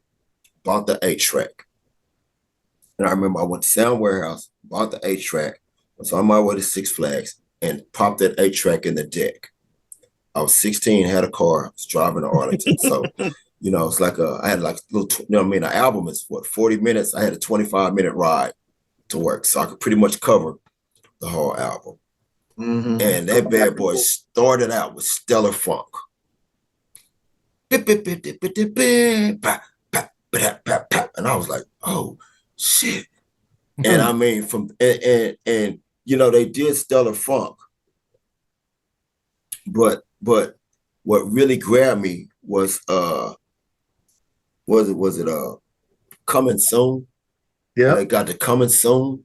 Because I mean, you had stellar funk, The Way You Love Is Heaven, with the back and forth with the girls and stuff, Yes, sir. Back to the little drum break. Thank you, Lord. Had to give thanks, so you had the drum break. Thank you, Lord.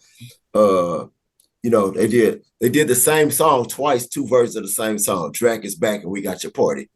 So that was, that. Then Just Freak, another just Woo! Just Freak, another just beat you over the head.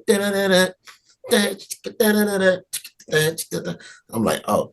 But then when Steve Arrington's voice hit on Coming Soon, I was done. I was like, what the fuck? Who is this?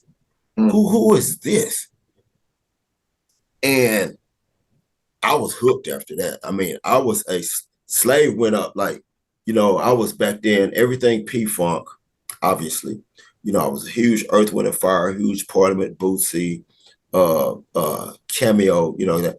But man, that Coming Soon track, and that dude was like, "Come inside my love." You can't even imitate his voice. That's how you can imitate some people's voice. You can't So even nasty. imitate. So nasty. You can't even imitate Steve Arrington's voice. But man, when it came in, I was like, and then the music was slamming behind it. On top of that, bum bum bum, ba-da-ba-dum, bum bum, and man, so I got to throw that in because Slave is a lot of people's favorite, in their top 5 or 10 funk bands. But this album was the one that introduced Steve Arrington, the vocalist, to the world. And that was the bridge album. The concept took us into Just a Touch. Yeah. And then I mean, they had that run, Showtime. They had that run right there. And I won't say it's unmatched, but I'll put that run right there up with the best of them. Starting with that album. I'll put that 4-album run up there with the best of them. And you gotta slide them Aura records in there. I mean, they had it, and it just is so tragic. They just couldn't hold on to it all, and they all got splintered. Because it was it was like a flash in the pan. You would think that as much as they are mentioned in people's all-time favorite funk, you would really thought they would have had a larger body of work than they really do, because they had that much of an impact on the genre.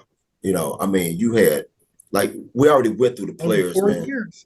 Yeah, but that 4-year run was like 6-7 albums in 4 years. The first Hall of Fame record too. I put that in there. Yeah. Up there. I mean, it was up there with anybody. So, I mean, like I said, man, stellar funk, The Way You Love Is Heaven. I mean, the first 2 coming in and the first 2 going out of that album are just, it's up there with the great albums of all times. And if you're a funk fan and you're watching this and you're listening to us, that's one that you gotta have. Gotta have that. No argument, man. Stellar Funk was played a lot in Los Angeles, so I can't speak for Texas. But we didn't get that on the radio a lot out here for whatever reason, man. It was probably too weird, all the sound effects and the vocoder, stellar funk, it was probably just a little bit too out there for certain markets here. I could just see certain program directors or music directors going, what the hell is Slave doing now? And that's the other thing about Slave. It's like, you didn't know what you were going to get from album to album, Well, that's what they did say. And they told Jimmy Douglas, you better clean up these fools or we're going to cut the cord. And, and they did Just a Touch. They polished everything. And I think you guys know, if you have the Just a Touch album, the backside, there's all these credits because one side was Jimmy Douglas, and side B was Steve Washington's sort of mishmash of where to go after concept, and it wasn't somehow things didn't come together there. But Jimmy Douglas, put Steve Arrington out front, cleaned up the whole production, so it had that club thing, and the club version of Slave followed up, right? And then it all came to fruition with Stone Jam, and then of course Showtime. Scott said, yeah, Stone Jam. I think Yeah. Just Freak is one of the most slept on great tracks. I mean, Yes. that should have got him play for sure. Yes, sir. Yes, sir. Slave was badass. I'm Great I pick, want to man. move on too, because I want to loop back, but just in terms of showing some range, I want to move ahead. This is what I want Okay. because I didn't see that one coming. I haven't been, in the conversation. We sit around there with the all-stars, that's true. But these guys came in there with game and showed everybody everything. And of course, the pop hit was Daz, and they came back with this entire production that whooped everybody's ass. Ain't Gonna Hurt Nobody was, it was fun, Earth, Wind, and Fire type stuff, but that drummer was so tight. There's a different level of tightness in his drumming. And Eddie Irons. somebody told me last summer, because we played a live version. He said, well, you see, he's left-handed, so he hits the drums a different way, and then boom, boom, boom. And it, to me, it explained a lot of how and why Eddie Irons has that tightness that is just extra on all their music with him. And so Ain't Gonna Hurt Nobody whooped ass. Living from the Mind whooped ass. Man, that's a track right there. That's a track. And it was just so original. And then Feeling Happy has so much bounce. Only a funk band can do that. Not a soul group, no, it just no. Feeling happy. I couldn't believe it when I went to look up. I was doing a mix one time of album cuts, and I didn't realize We Don't Want to Sit Down, We Want to Get Down was never a single.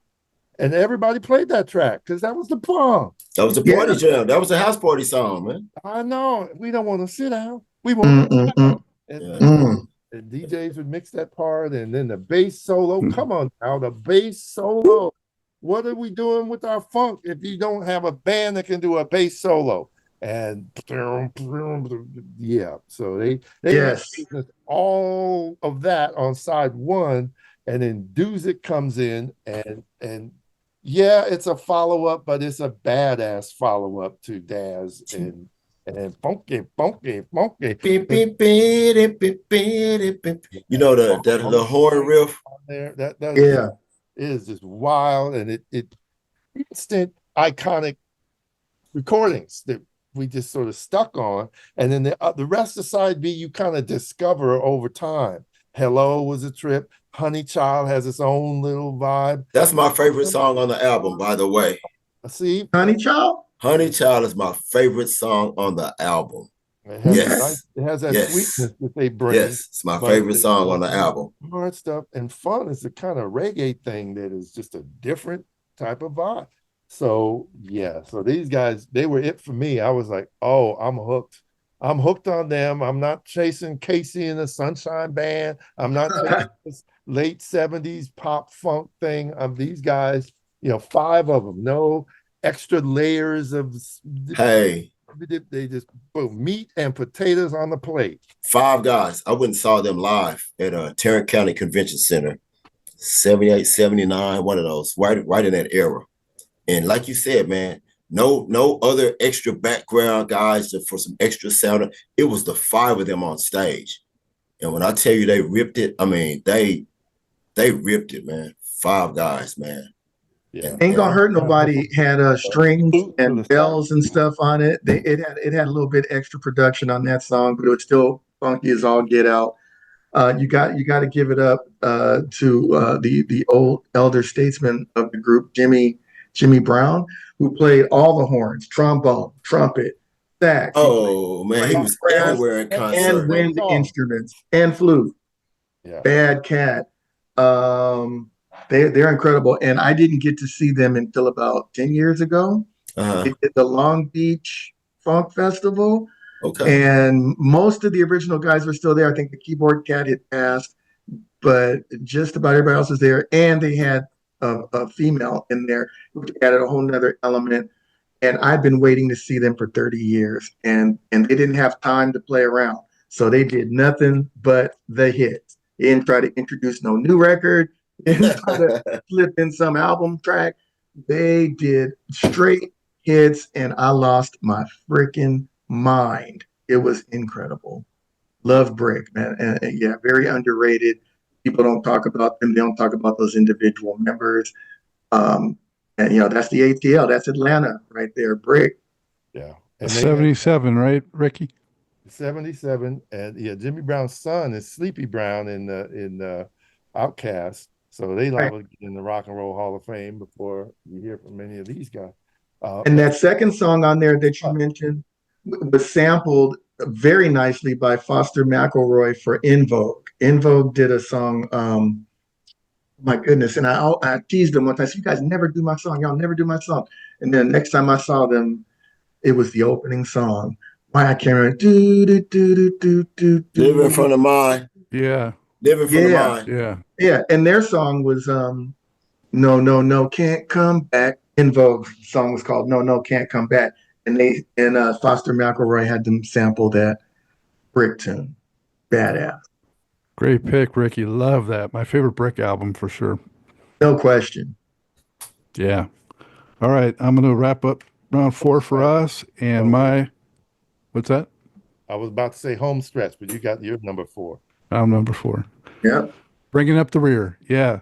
So my number 4 pick is probably overexposed. Gratitude, Earth, Wind, and Fire. Nice. So, picking an Earth, Wind, and Fire is a tall task, because there's so many I could have picked. This actually was, right on. this was actually one of my alternatives, but I'm going to it because the other was picked. But it's 3 sides live, and from the time it starts out with presenting Earth, Wind, and Fire, and it goes into man, you are just hooked, man. You are hooked. You're not going anywhere. You're going to listen to that whole thing. And I had never heard at that point or even since then as much live material from one record that was rotation, on a regular basis on black radio. Reasons, the definitive version of Reasons.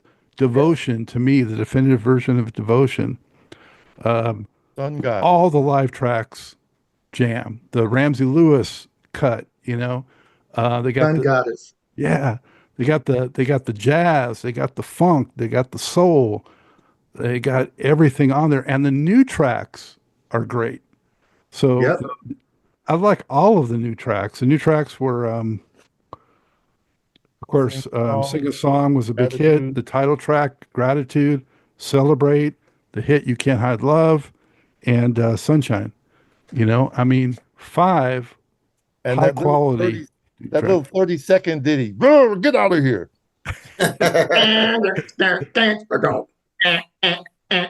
Yeah, those both interludes on that record are amazing.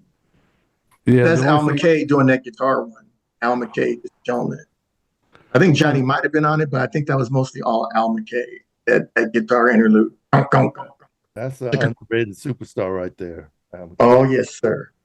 They stretch out Shining Star on the live cut, and what can I say? It arguably, certainly one of the best, if not the best, live album, as well as a mix with the studio cuts, and monumental for soul and funk music. Maurice White, Larry Dunn, Al McKay, Johnny Graham, Fred White, Ralph Johnson, Phoenix Horns. Did I say Philip? It's his birthday today. Philip Bailey. Did I miss somebody? I feel like I missed somebody, but Did you yeah. say Don Myrick? I don't know. Oh, that's Phoenix Torn, Don Myrick, Louis Satterfield, Yeah. and the two Michaels, Romley Michael and Michael Davis. Romley Michael is two Michaels. Yeah. So, I'm old. could have leaned towards That's the Way of the World or All in All or, but this one, No, that's a man. great pick. Talking about the funk. That's a Jefferson's all great about it. pick. We talking about funk. So that's the Gratitude is the one. Yeah. That's the one I would have, well, one of the ones I would have picked. Yeah, that's probably even though it's live, it's probably their funkiest, release. Great. Because it's you listen to like Power on the original album, but then you listen to, like you said, they outdid themselves. It's one of the few albums where your live version was killing Mm-hmm. every studio. Shining Star killed it. Sun Goddess, they killed the Ramsey Lewis version on Sun Goddess, the Africano Power medley, killed it. Mm-hmm. Reasons is the definitive. My band used to play that. I was a saxophone guy back then, so I love when we got to that part, because that's what I play play. the studio version of Devotion. Nobody. Devotion. Mhm. Yeah, Devotion. You're right. They just they were so tight though, for like what, from 74 to like 79 on stage. Open our eyes through on stage. They just were blowing faces. shit away, man. This Through album 80 came through out. 80. This album came out the same year as That's the Way of the World, 75. Yeah, that was 75 release. Yeah. Yeah. And That's a 75 everybody had release. to have it for Christmas, because That's the Way the World came out earlier in the year. And then every kid on my block, everyone got Gratitude for Christmas. We all got that album as Christmas present. It was phenomenal. Phenomenal. And if you got the box set, the whatever that CD box set on Earth, Wind and Fire, that's when we got to hear some of the outtakes where Into the Sky went into Devotion, and Sing a Message came out of Kalimba song. Yes. We got to hear like all the origins of that stuff, man. And then I also have to say that Columbia or Sony, like 20 years later, put out a CD called Alive in 75, which was, a whole nother set of concert material from the same year, like those same sessions, but different versions, different. Yeah, because they put The Way of the World on that album. That's right. Yeah, they put The Way of the World on that Alive in 75, and it was smashing. It was smashing. Mighty on there. Mighty, that's right. Man, I want to go listen to it right now. All right, let's keep going. We're going to wrap it up here with our number 5 picks. Scott, what do you got to bring us home, man? I got 5 things here I could pick, and oh my goodness. I think I'm going to have to go with some very dear friends of mine. I was going to go with The Godfather, but, I'm going to have to go with Uber. Louisville, Kentucky, and Muskegon, Michigan coming together here. This was Bluebird's 4th album. They had struggled with their first 3 albums. They got one hit single with the little crossover, It's Impossible, featuring Lonnie Wiggins and Bobby Downs duet.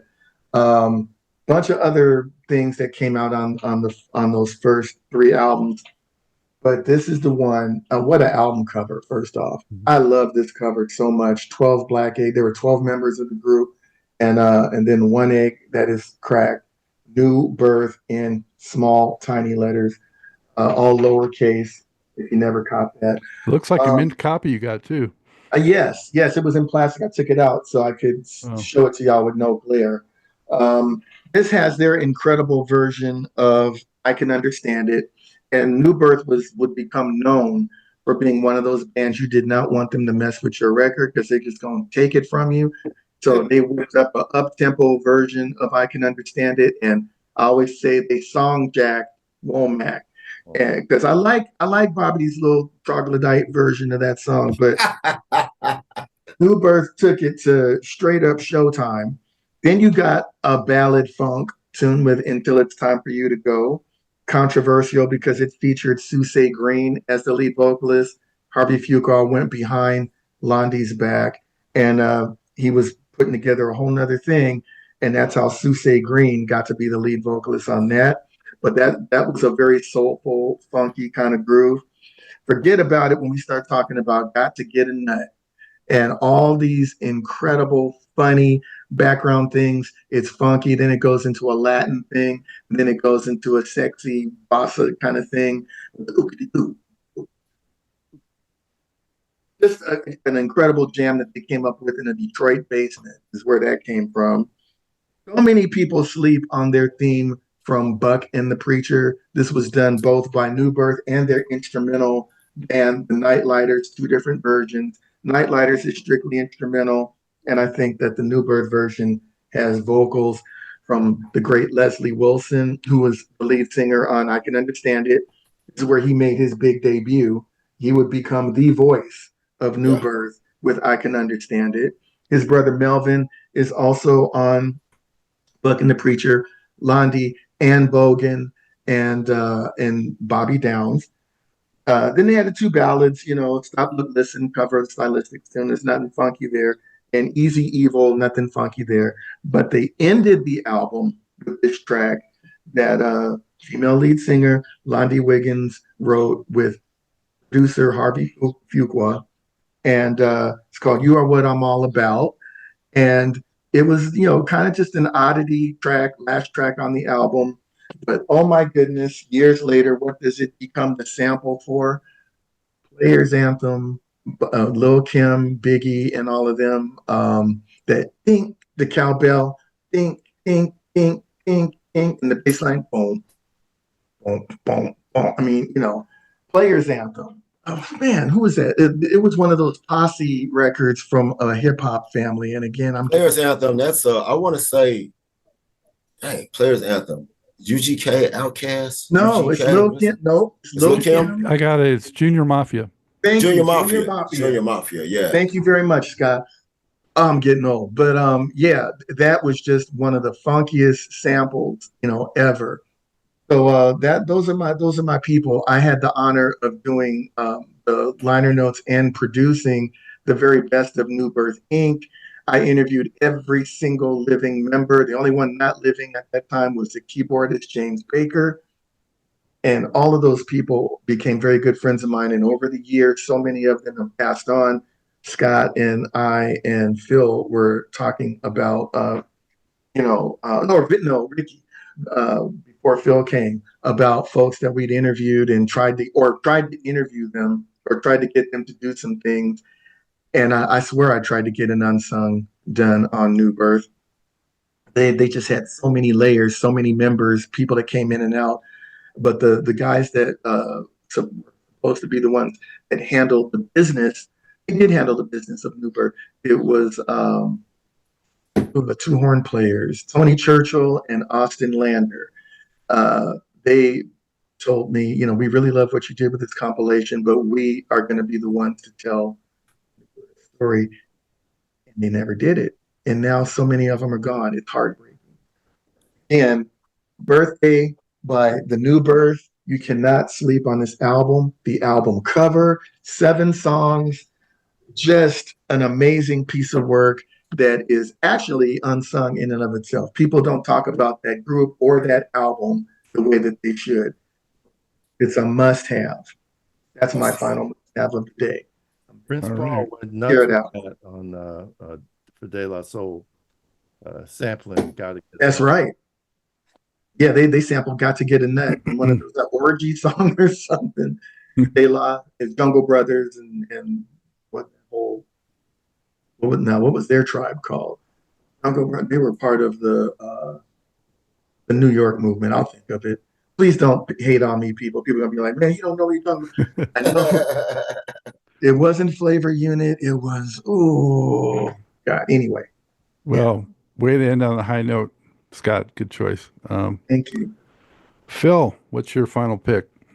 Wow, man, it's so many choices. I'm like, Scott was like kind of looking down, like, man, what do I want to be number 5?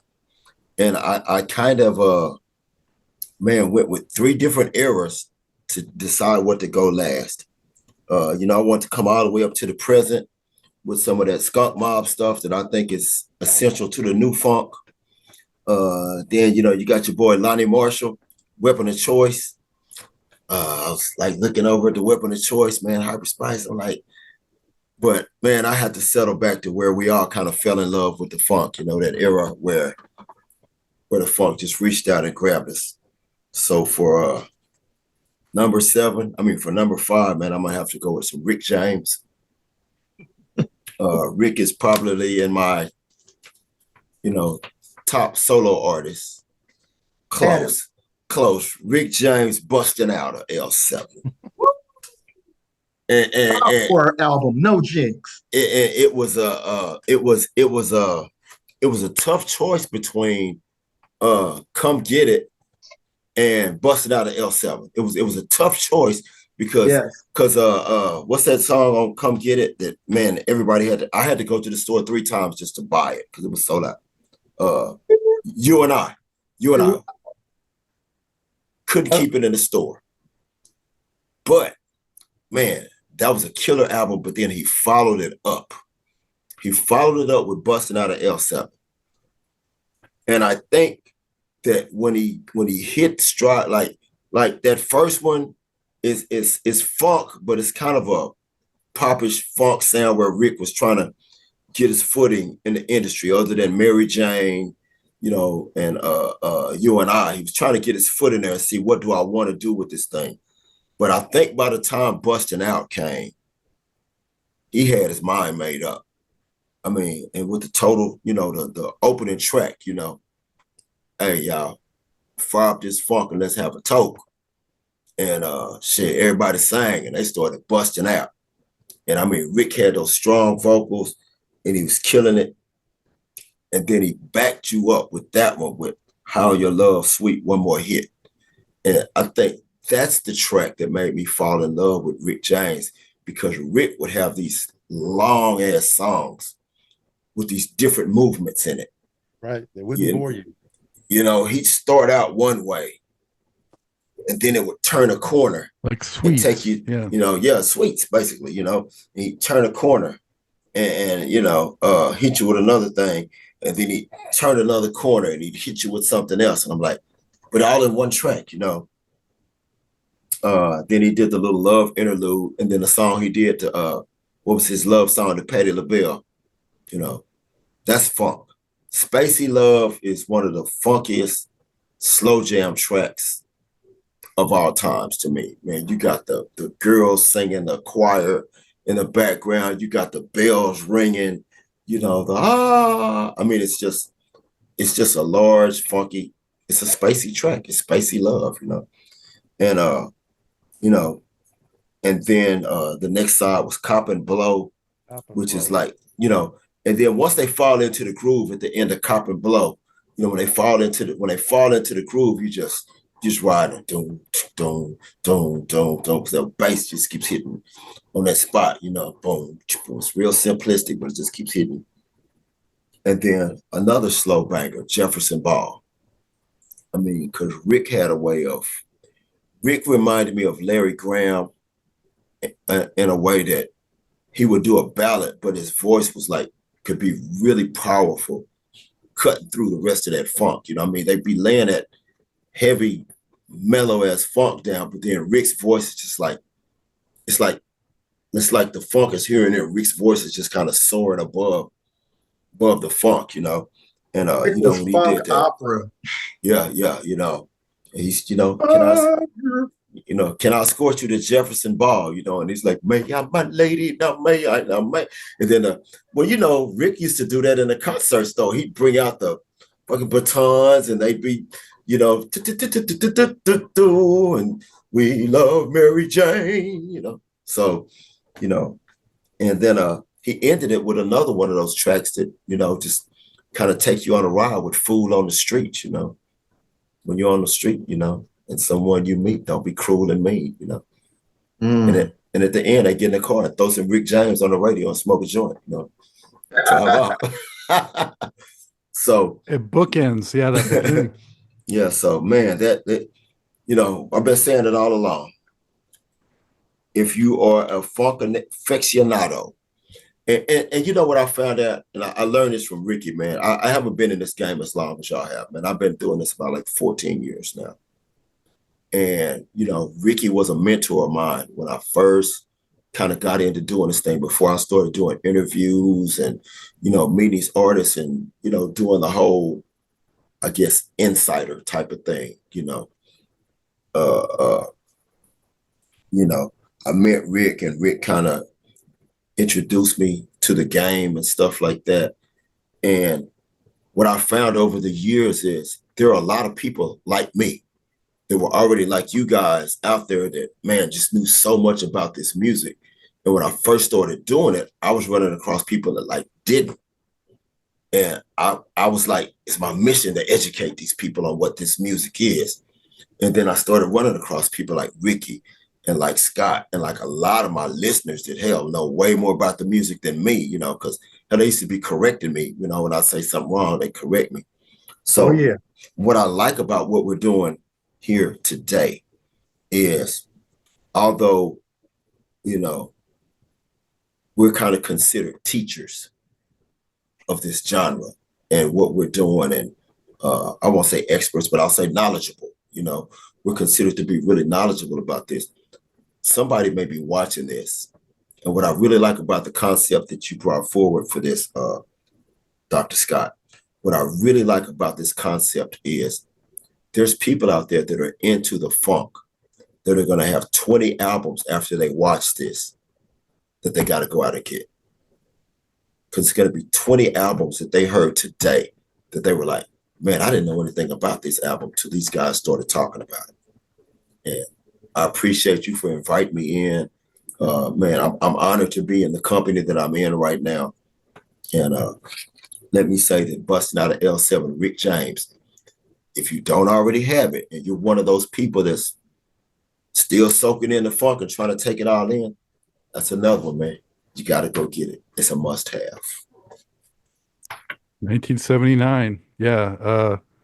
Definitely my favorite Rick James track, Busting Out. I don't know if it's my favorite album by him, but man, that track is monster. Monster. What a way to, start off that record. Was blowing up and let everybody know it. A funny side note, real quick. The first time I ever heard Rick James was in a disco in Westwood, California. I don't know if you remember a disco guy called Dylan's, but yeah, they played You and and I was like, this is pretty funky for a disco. How come I haven't heard this? Well, the funny thing, go ahead. Finish Well, your just story. to Phil's point about it being sold out, it was just so big, it blew up. Yeah, well, when I interviewed Rick, and it was 1 week before he found out he was going to prison. And he was so humble and everything. And he told me all these great stories. And one of my favorite stories, and I had him sign my Come Get It album. And he told me that when he took a test pressing of You and I to a DJ in New York and said, I want you to play this at a certain point, in the night. I'm gonna sit here and I want to see the audience and the crowd's reaction. And so the way Rick described it was, yeah. So how the song starts up, do do do do do do do. And they thought this was gonna be this disco record like Donna Summer or whatever. And then he said, and then I hit him and said, I call that the doo doo chorus, do do do do do do. And then I laid that cold blooded funk on him. Oh yeah. And he said, and so he sat there and he watched, and he just loved that moment when that funk dropped, and this particular lucky disco audience got to hear the song for the very first time, and they all lost their minds. I always treasure that story that Rick told me, man. The doo-doo chorus, and then I dropped the cold-blooded funk on. That was kind of genius. He gamed the discos, and got funk in the door. There you go. Wow. We felt that song. So what is this sort of polite sounding intro thing doing here? Boom, Yeah. boom, boom. Okay. And then 7 more minutes of straight on the one. Straight funk. Everybody dance on funk. Oh my Everybody God. lay your booty down. Funk infiltration. Yeah. Oh my goodness. Yep. Fake out. Okay. All right. Well, good choice, Phil. And move on. Yes. Man, like you said, Phil, so many choices.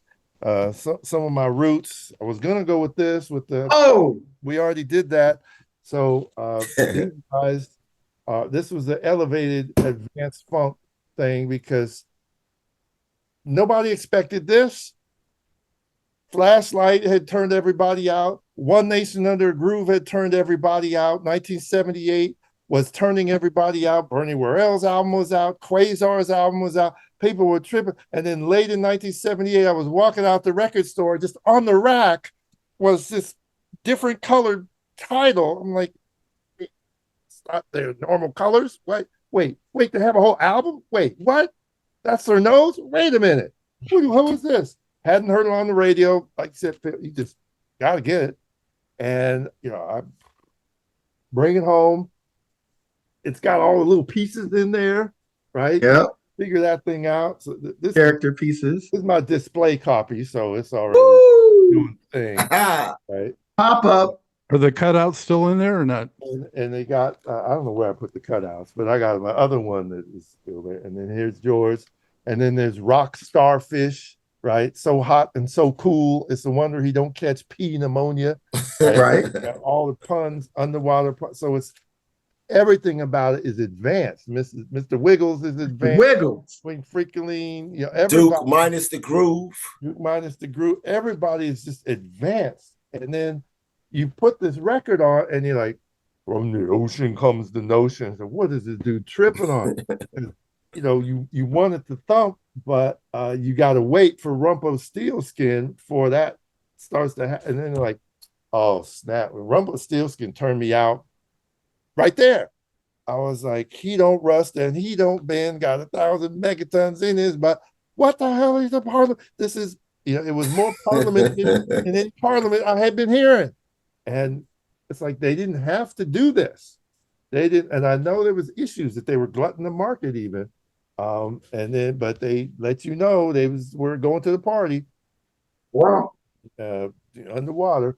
And then You're a Fish and I'm a Water Sign this is some trippy Junie type stuff. And what are they about to do? And then when they hit that Aqua Boogie, that thing turned me out. I could not believe they had the audacity to go beyond what Flashlight had done. I think it was possible to get deeper, thicker, more swang, more groove, more concept. I mean, it's probably the most complex #1 R&B song ever released. Man, the nerve. The noise to do that, and a full title to match it too in complexity. The Psycho Alpha Disco Beta Bioacqua Dulu. I was in my vocabulary and it was underwater. And then the music to hold your breath by. All that happened at the end. And I could not believe it. And I remember 20, 30 years when the CD came out, there was an extra minute of the end of Aqua Boogie on there. Yeah. The album version cut too short. But Bernie just going crazy. Going crazy. And then bass. Funky Things on the B side, and then Liquid Sunshine, and then the Motor Booty Affair. I was like, oh no, Junie's taking over this whole thing. This is a Junie album. That's what I call it. I call it the Junie album. When I mention it, I always call it the Junie album. And it's like, and these underwater, he's not even tripping. Junie on One Nation is saying, I'm gonna make y'all a hit. And here he's just not tripping. And that's some of the best funk when they're not tripping. And they do what they want to do. And so it's masterwork, it's a masterpiece of concept.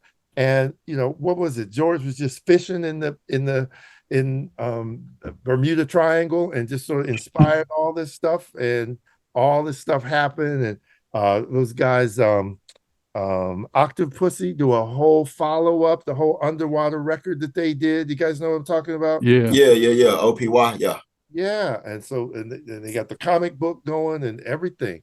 So this thing is still alive. And write that down though. What is the Octopussy record? Was that another short spinoff, or was it They're from Europe. It's a European band. It's a European band. crazy I don't know street about that. You funk got me band on that. out of Amsterdam, and they had worked with George off and on for years, and so they have like 5 or 6 banging CDs, and Yes, got different yes. P-funk players on it, and then they decided to do a whole underwater record of their own, and the Blackbird is on one of the Grooves from the Deep, I think, is a track on there. They do a remake of Unfunky UFO and one Mm. other of the songs.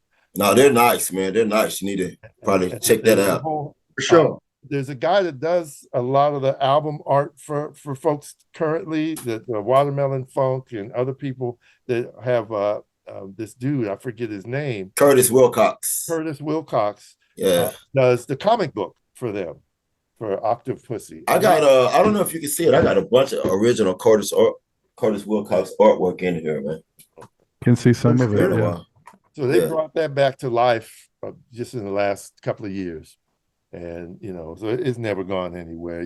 We just love being. I was gonna say, Phil, can you give us that zoom, like that real zoom on what you got behind? Well, I'm on a laptop right now, but let's Okay. see. It's like me and PTFI in a spaceship up there. Okay. And then it's another one with like me and my funk bus that he drew. Wow. And then it's one of me and holding my bass on the other wall and stuff. He's done like 4 originals and sent them to me. That's beautiful, man. Yeah. What I to the Motor Booty, one of the things that I was so impressed about that album was the collaboration of 2 who I consider musical geniuses, Bernie Worrell and Junie Morrison. And sometimes in bands, like Bernie was the guy. Bernie was the guy.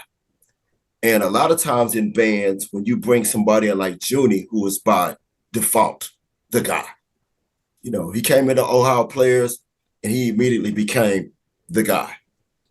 He came into P-Funk and he became the guy, which lets you know the level of talent he had.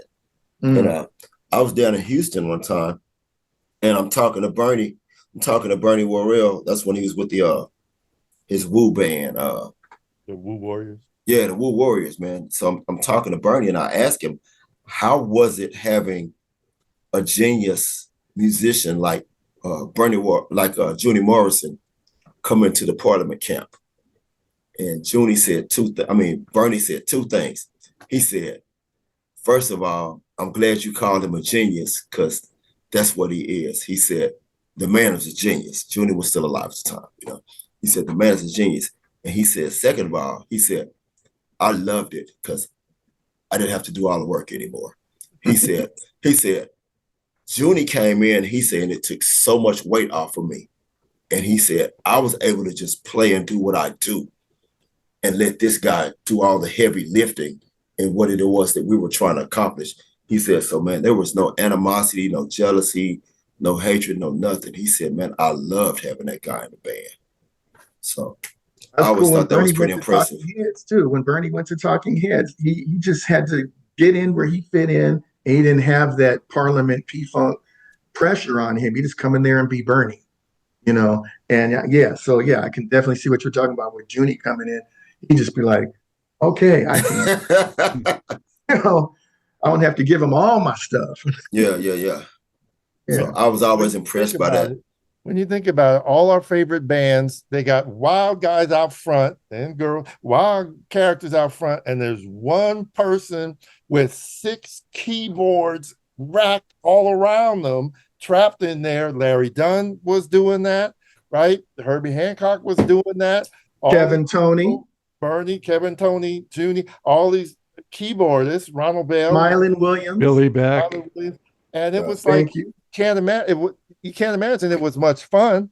And and a lot of keyboardists, you don't notice them until they're gone. You don't notice the little things they're doing to glue all the pieces together.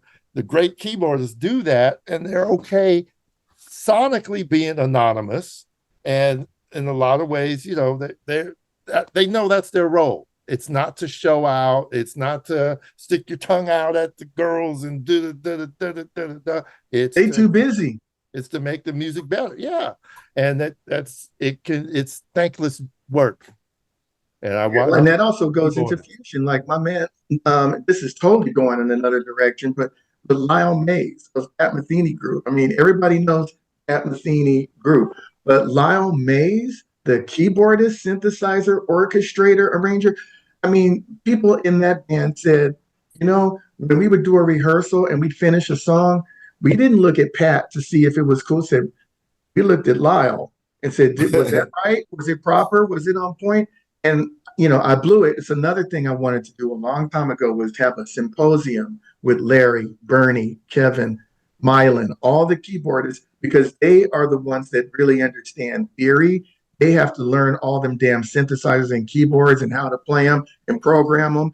And all, I mean, the keyboardists, were probably in all of those groups the ones that were the most musically astute.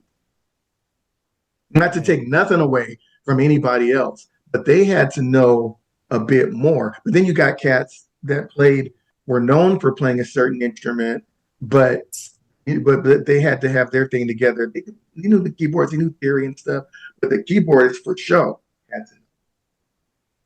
Great point. And that's why a lot of them were the MDs too. Yeah. Yeah. All right, Ricky, man, love that Motor Booty Affair. Can't argue with that. Way to bring it home. I got my final one lined up here. I'm glad no one picked this one at least. So it's Back to Sly with Fresh. Oh my goodness. So this one from Just 1973. Just when it looked like everything was falling apart related to the Sly Stone universe, he comes out with this, still innovating, still ahead of his time. The blueprint to me of that slow, deep, stanky funk is Mm, rooted right here, mm, Tracks like In Time, the mm. syncopation on that, the horn and keyboard stabs in that track, and Sly's vocals, the rumbling bass, tracks like Let Me Have It All with, you know, the, um, the background vocals and him trading them off, just awesome. Gospel background. Yeah, the calm response of that right from the church, exactly. And then thankful and thoughtful. I mean, Mm, just that slow molasses funk, molasses killer funk. vocals, mm. and the horn part is genius and great. You know, it just goes on and on. I mean, to me, side one is the side. Side two still cool too. You got the cover that was mentioned earlier of Que Sera, Que Sera, and Babies Making Babies. I don't know. Satisfaction. That to You're me not man on there? is like a P Funk vibe. That one to me, I hear a little P Funk vibe and influence that moved forward from I don't know Satisfaction. Awesome keyboards throughout. I mean, did he ever pull together for that final just mind blower? So Yeah. yeah, Natural. And got to give it up for Andy Newmark kicking off In Time. The drum, he's the one you talked about, syncopated drummer. You didn't say his name, Andy Newmark. That brother came in after Greg Arico and laid down some revolutionary shit on the drum. Badass. and it was Rusty Allen, right? Yeah, Rusty Allen coming Bass. in for All of for that. for Larry Graham, who had Yep. departed. I mean, the drummer leaves, the bass player leaves, and you get this. Still get it. And that thing is as fresh as ever. I remember when he came on the David Letterman show and did that. Because he was kind of a little bit burnt out and he was honest about all of it. And so by the time whatever they did, an opening track, it was fun, and then it was a doom, doom, doom, and he had to sing that one because it was like, if you want me to stay, it was his sort of plea. If somebody out there gets this, you want to swing in and help me revive my career. Come on, you want me to stay? I'll be around today and tonight. And then there's a story about he borrowed some money from Paul Schaefer and Mm. Pat gave it back about 6 months later. It was stupid. But anyway, Lord. but that's that slide.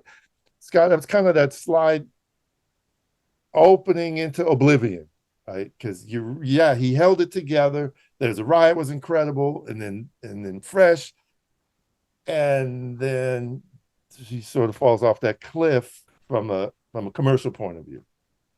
Right? I dug Small Talk. Did Loose you? Booty. Loose Booty is on Small Talk, and there's some other cool songs on that record. Another Strange Time. He's got his very, very, very short-lived wife on that cover with in the baby. There's some funky stuff on there. I mean, It's an and excellent even album. High on You. High on You Commercially, has he some Like- stuff. falls off. I like High That on You. record doesn't chart. That's Yeah. Yeah. He had caused so much trouble. I think Epic was just kind of like, we can just let this dude finish out his contract because he's just too much of a headache. But yeah, Fresh was the last masterpiece, and then a couple other albums after it had some stuff until Heard You Miss Me While I'm Back. That was just kind of one that was like, nah. And they let him go to Warner Brothers. Yeah. but the one way. Well, So okay. that- Ain't but the on one this, way. man. That wraps it up. Just before we say goodbye and sign off, is there any alternate that anybody had that they just want to flash real quick for the viewers? I was just going to take it all, I had a couple others, but all I'm going to show is this one. I was going to take it all the way back. This is 60. I mean, The Godfather is almost like, he's a given. And so somebody should have pulled him out as a must have. But the other thing about James, and this album does not qualify it in the thing of there being like, what the hell tracks on here. This is one of the baddest live albums of all time. Double album. Oh my God. This is, I got you. I feel good. Bring it up. Try me. Let yourself go. Maybe the last time. Cold Sweat, Kansas City. I mean, that double album is amazing. And then when they put it out on CD, they put the entire show on the CD, which was James's set and Bobby Bird and whoever else. Like the whole James Brown review is on the not the cassette, the CD, double CD version of Live at the Apollo Volume 2. Again, I was 4 when we got that record. And the only funny story I like to share about that is because it didn't have any breaks. Jimmy, Band of Gypsies, Buddy Miles, Billy Cox, so much, man. But hey, that's the only one I wanted to say, man. And like Phil said, man, thank you, Scott, for bringing us together to do this. We are in a capacity. We've all been blessed to have actually interviewed, spoken to a lot of these great people. It's truly a blessing. That's one of the only things that might elevate us. Like Phil said, he got fans in their bedrooms calling him up, correcting him on stuff. I mean, we always have to be humble. We all are only going to remember, but so much. We were talking about that earlier too. I mean, I have interviewed so many people. I've listened to so many records, and at this point in time, I know what I'm talking about, but I don't remember all of the details. Sometimes stories be blend in together. So again, I say to the audience, if I still haven't gotten that Uncle Brothers, is it Cold Chillin' Records? But I don't know what their crew was called with De La Soul and all of them. But I know that they had a crew. The name is just escaping me. Charge it to my head, not my heart. Appreciate that. Before I do our sign off, is there anything any of you guys want to plug, like, the radio show or something like that real quick? Hey man, Friday, every Monday night, 8 p.m. Central Time, Uncut Funk with Phil Colley on pfunkradio.com. History of Funk on KPFA radio Friday nights at 10 p.m. Pacific time. That's how we do it every Friday night. The History of Funk. KPFA. I just finally, after a long lot of struggle, completed or at least have up for people to peruse my website, which is ascottgalloway.net. I've got plenty more stuff to go up there, but there's enough now for people to just kind of begin to digest my blessed career of interviews and stories I've written and liner notes, blah, blah, blah. So ascottgalloway.net and more things to come. Fantastic. We'll definitely check that out. And with that, I hope that the viewers and listeners enjoyed this maiden voyage of the Jam Fans Forum. Please be sure to like, comment, share, and subscribe, and let us know what other categories you would like to see covered. Next time around, we'll be covering the top 5 funk album debuts of all time. And, share your choices for your own 5 fantastic funk albums everyone should own. Put it down in the comments. And for now, on behalf of all the great panelists, this is Scott Dr. Jakes Wolfine, as always saying, keep on vibrating to the rhythm of the one. Yes, sir. Yes, sir.